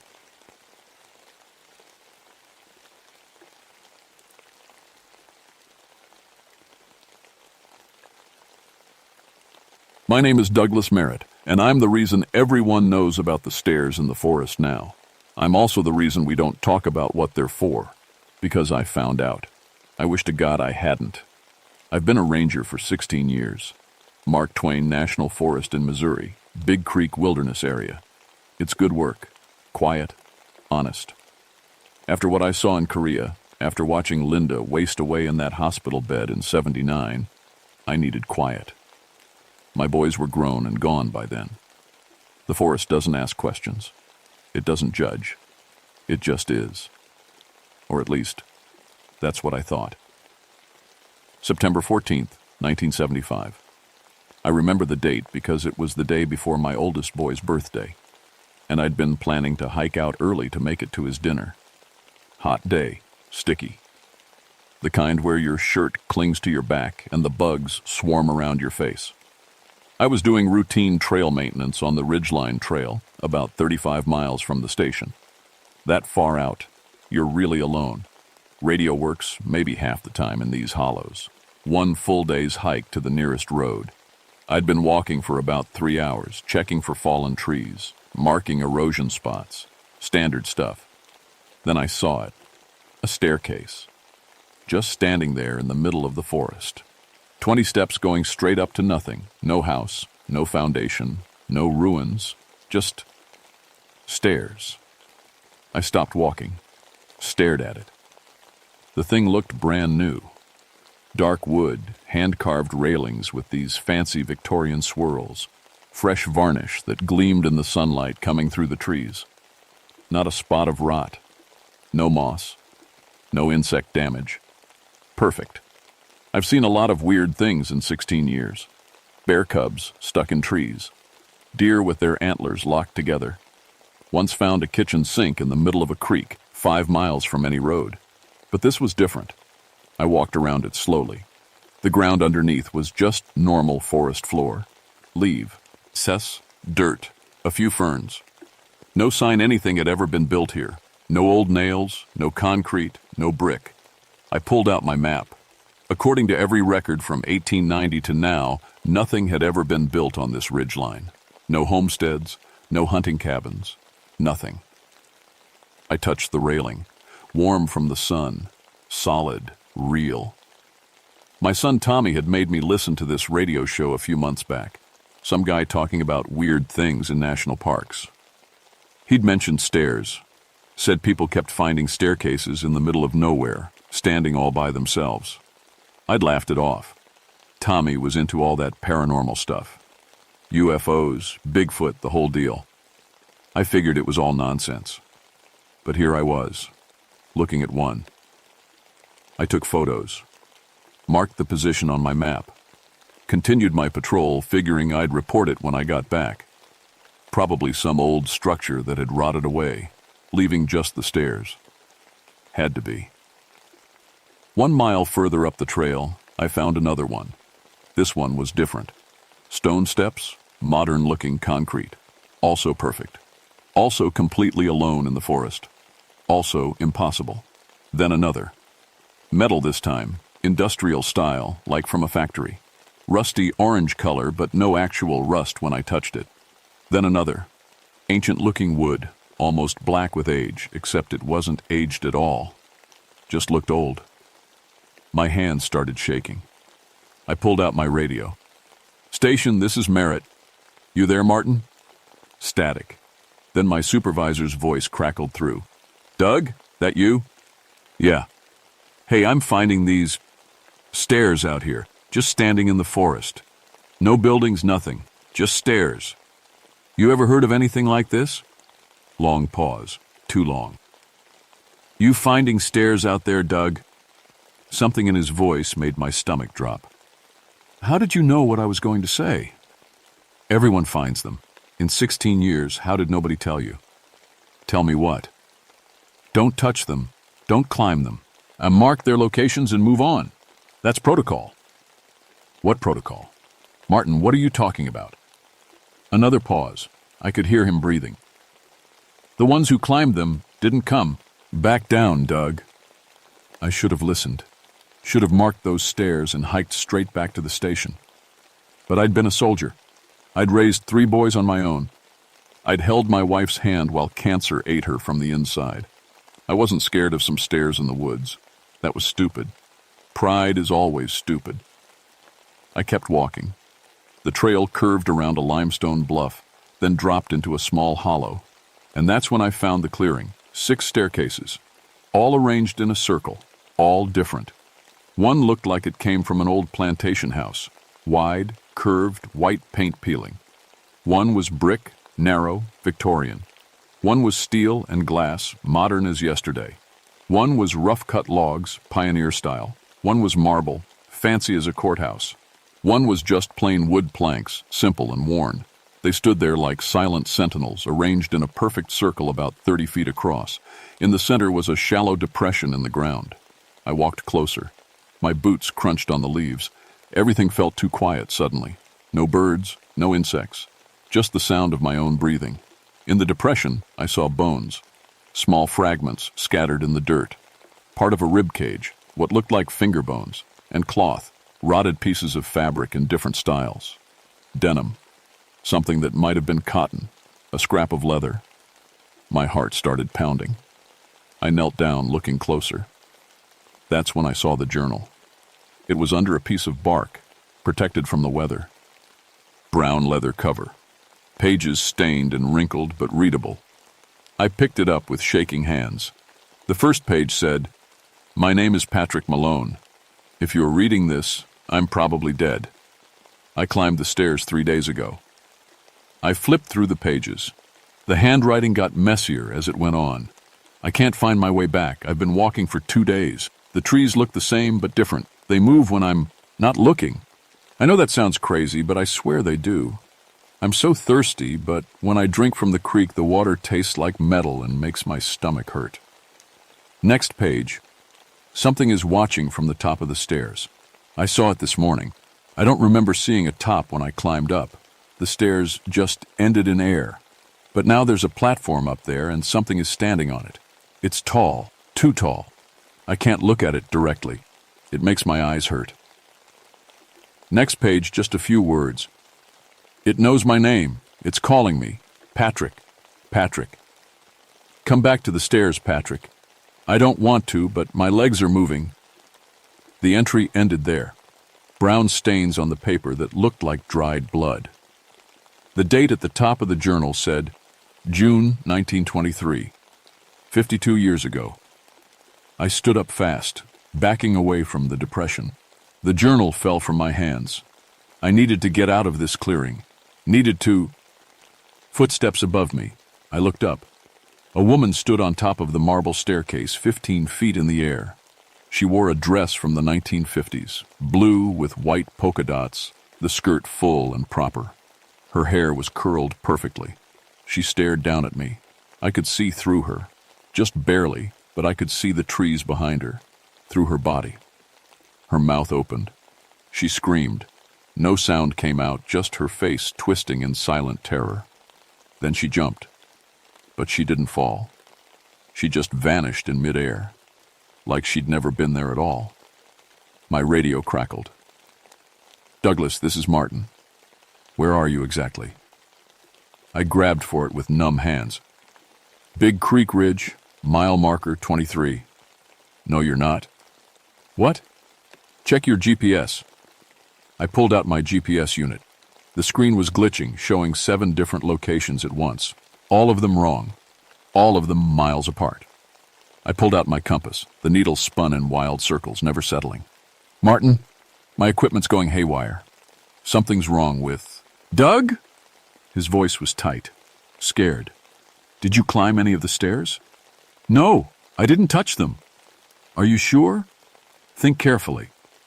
I opened my mouth to say yes, I'm sure. But I stopped, because suddenly I wasn't sure. Had I climbed one? I remembered walking around them, looking at them, taking photos. But had I stepped on one? Just one step to test if it was solid. I couldn't remember. "Oh God," I whispered. "I think I might have." "Then you're not in the forest anymore, Doug. You're in the between." I ran. Didn't matter which direction. Just away from that clearing. Away from those stairs and that depression full of bones and that impossible woman who screamed without sound. The forest looked the same, but felt wrong. The trees were taller, or maybe I was smaller. The sky was darker, even though my watch said it was only 2 in the afternoon. Every sound felt muffled, like I was hearing everything through water. My nose started bleeding. Just suddenly, blood dripping onto my shirt. I wiped it away and kept running. I had to find the staircase I'd climbed. Had to find my way back. Think, Douglas. Think. Which one had you touched? But I couldn't remember. It was like trying to remember a dream. The harder I tried, the more it slipped away. I ran for what felt like an hour. My lungs burned. My legs ached. Finally, I had to stop. I bent over, hands on my knees, gasping for air. That's when I realized I was back in the clearing. The same 6 staircases in a circle. But now there were 12, and the depression in the center was bigger. More bones, more scraps of clothing. A backpack that looked like it was from the 1970s, one of those metal frame ones. A rifle that might have been from the Civil War. A child's shoe, tiny, with a button strap. I wanted to scream, but my throat was too dry. Someone was sitting on the bottom step of the wooden staircase. A man, young, maybe late 20s. He wore hiking clothes, bell-bottom jeans, a faded green jacket. His skin was gray, mummified, but perfectly preserved, like he'd been freeze-dried. His eyes were open, staring at nothing. In his hand was a piece of paper. I didn't want to get closer. Everything in me said to run again. But I needed to know, needed to understand what was happening. I walked to him on shaking legs, took the paper from his stiff fingers. My name is Gerald Hughes. I've been walking for 3 days. The water here isn't water. The air isn't air. I'm dying, but I can't die. It won't let me die quickly. It takes turns showing you. At sunset. Whatever you do, don't look at sunset. If you look at it directly, you'll never leave. I'm sorry I looked. I'm so sorry The writing stopped. I turned the paper over. One more sentence, barely readable. It's not stairs, it's a door. And something is coming through. I checked my watch. 4:47 p.m. The sun would set in about an hour. Gerald Hughes. The name was familiar. I tried to remember. Then it hit me. Missing person case from 1971. Young man from St. Louis went hiking in Mark Twain Forest, never came back. They'd searched for weeks. He'd been sitting here for 4 years. I heard breathing behind me. I turned slowly. Every staircase now had someone standing on it, or something. They looked human from far away. But as I stared, I could see they weren't quite right. Arms too long, heads tilted at angles that would break a neck. Some of them were transparent. Some were too solid, too real, more real than reality itself. They all stared at me. Then one of them moved. It didn't walk down the stairs. It just appeared at the bottom, like frames of a film had been cut out. Too tall, maybe 8 feet. Its body was human-shaped, but the proportions were wrong. Joints bent backward. No face, just a smooth surface like skin pulled too tight. The smooth surface reflected my own face back at me, but distorted, screaming. Even though I wasn't screaming. Yet. I backed away. It followed. Not walking, just appearing close, or closer. Each time I blinked, it was in a new position. My back hit a tree. It was right in front of me now, that smooth, knot face inches from mine. I could see myself in it. Not my real face, but my face twisted in terror I hadn't felt yet, like it was showing me my future. Then it tilted its head, and I heard a voice that wasn't a voice, more like words formed directly in my brain. You climbed, now you stay, now you build. It reached for me with hands that had too many fingers. I dodged sideways and ran again. Behind me, I heard a sound like reality tearing, a deep, grinding screech that made my teeth ache and my eyes water. The trees around me started growing stairs, bursting out of their trunks like tumors. Wood stairs, metal stairs, stone stairs, all erupting from the bark, reaching upward, trying to block my path. I dodged and weaved, climbing over roots, crashing through underbrush. I could see a ridge ahead, higher ground. I ran toward it with everything I had left. I made it to the ridge just as the sun touched the horizon. The sky turned the wrong colors, purple and green where it should be orange and red. The clouds moved in reverse, flowing backward like a film rewinding. Below me, the forest stretched out forever, too far.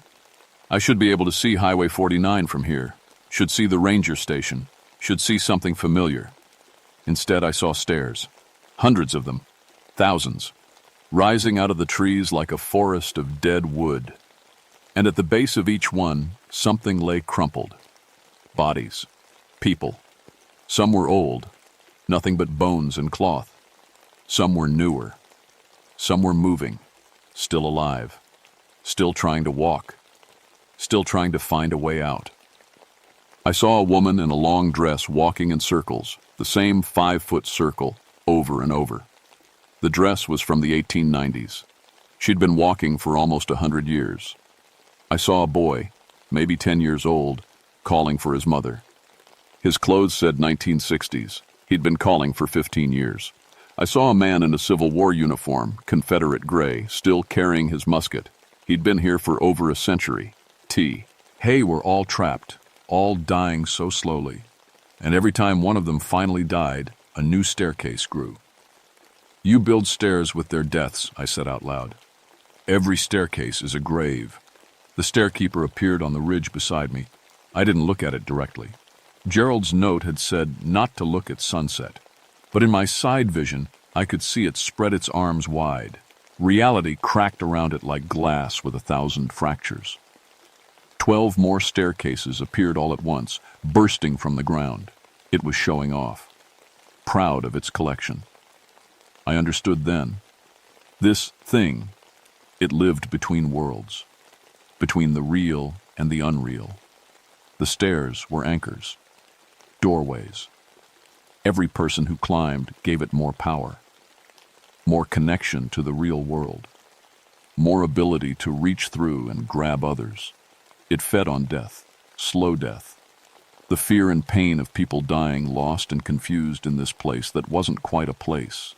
And it used that energy to build more stairs, more doors, more ways to catch more people. It had been doing this for hundreds of years, maybe thousands. The sun sank lower. The sky turned darker. The stairkeeper moved closer.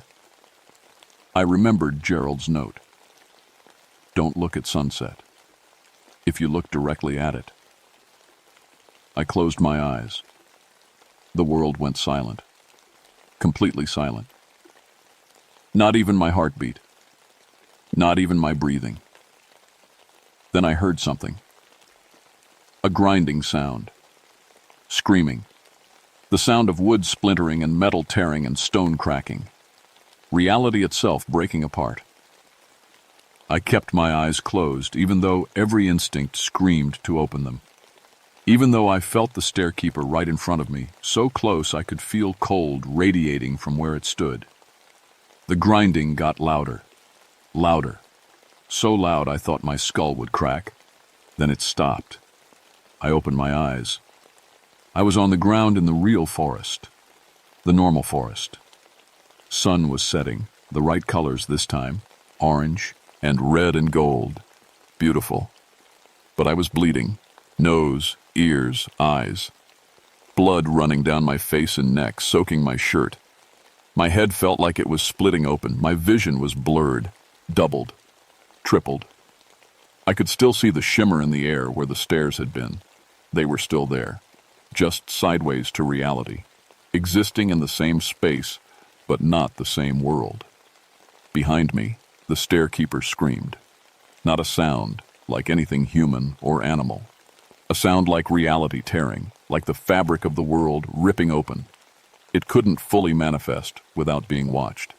Couldn't exist completely in the real world, but it could reach through. The trees around me exploded with stairs.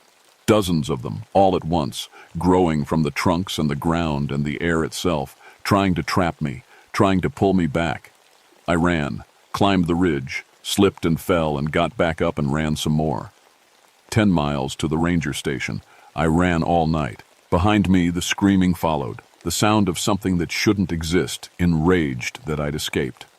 Dawn broke just as I collapsed outside the station. Martin found me lying in the dirt. I was bleeding from everywhere. Nose, ears, eyes, even my mouth. The doctor said later, it was like my body had been pressurized wrong, like I'd been somewhere the air was different and my insides hadn't adjusted back yet. They kept me in the hospital for 2 weeks. severe dehydration, internal bleeding from unknown causes, damage to my eyes, retinal trauma, consistent with seeing something human eyes shouldn't process. That's what the specialist said. He thought he was making a joke. While I was recovering, 12 hikers reported finding stairs on that ridgeline. Before, we'd get maybe 5 or 6 reports a year. Now 12 in 2 weeks. It was expanding, getting stronger, hungry because I'd gotten away. Martin came to visit on my last day in the hospital. He sat in the chair next to my bed, looking older than his 50 years. "The Forest Service is closing Big Creek Wilderness indefinitely," he said, calling it ecological restoration. "How many?" I asked. My voice was still rough. "How many what?" "How many areas have been closed for this?" He was quiet for a long time. Then, "We've been closing sections of national forests since 1902, Doug, for the same reason. Hundreds of stairs, maybe thousands, all across the country. And nobody talks about it. The ones who talk get dismissed as crazy. You know that." I did know. I already knew. "You broke a rule," Martin continued. "You resisted at sunset. That's the weakest point in the dimensional barrier. Whatever that thing is, it can't reach you now, but it remembers you." He was right about that too. I got transferred to a desk job. Couldn't do field work anymore. Every time I tried to go into the forest, my head would spin. Vertigo so bad I'd fall down. Even looking at stairs, any stairs, even in buildings, made my stomach flip. In 1978, a junior ranger climbed the stairs against protocol. Tommy Hendricks, 23 years old. Good kid. Excited about his first season. He radioed that he'd found the coolest staircase and was going to check it out. We never found him. 23 new staircases appeared in 1 week. I retired in 1980, started writing about what I'd seen. Sent articles to magazines, conspiracy newsletters, anyone who'd listen. Most people laughed it off. Some believed. A few went looking. I hope they didn't find anything. I'm writing this in 1994. I'm 64 years old. I see the stairs everywhere now, in parking garages, office buildings, my own house. I know they're not real, just echoes in my mind. Memories burned so deep they bleed into everything I see. But yesterday I climbed the stairs to my bedroom, counted the steps like I do every day, making sure reality is still real. There were 23 steps. There should be 14. I counted again from the top. 14 steps. I'm afraid I'll miscount one day. FTDs. Raid. I'll take that 23rd step and end up back there. Back in that forest that never ends, with all those people still walking, still searching, still dying so slowly, and the stair, keeper, waiting. Always waiting. So I'm writing this down. A warning. I know it sounds crazy. I know most people won't believe me. But if you're in the woods and you find a staircase that's not attached to anything, not an old foundation, not a ruined building, just stairs going up to nothing, don't touch it. Don't photograph it from directly below. Don't circle it. And for the love of God, don't climb it, not even one step. Because if you do, it'll feel completely normal. You'll think you're still in the same forest. You won't realize you've crossed over until you try to leave and can't find the world you left behind. And by then, it'll be watching you, waiting for you to stop moving. Because in that place, the only thing keeping you alive is refusing to become part of the structure. Don't climb the stairs. Please, don't climb the stairs.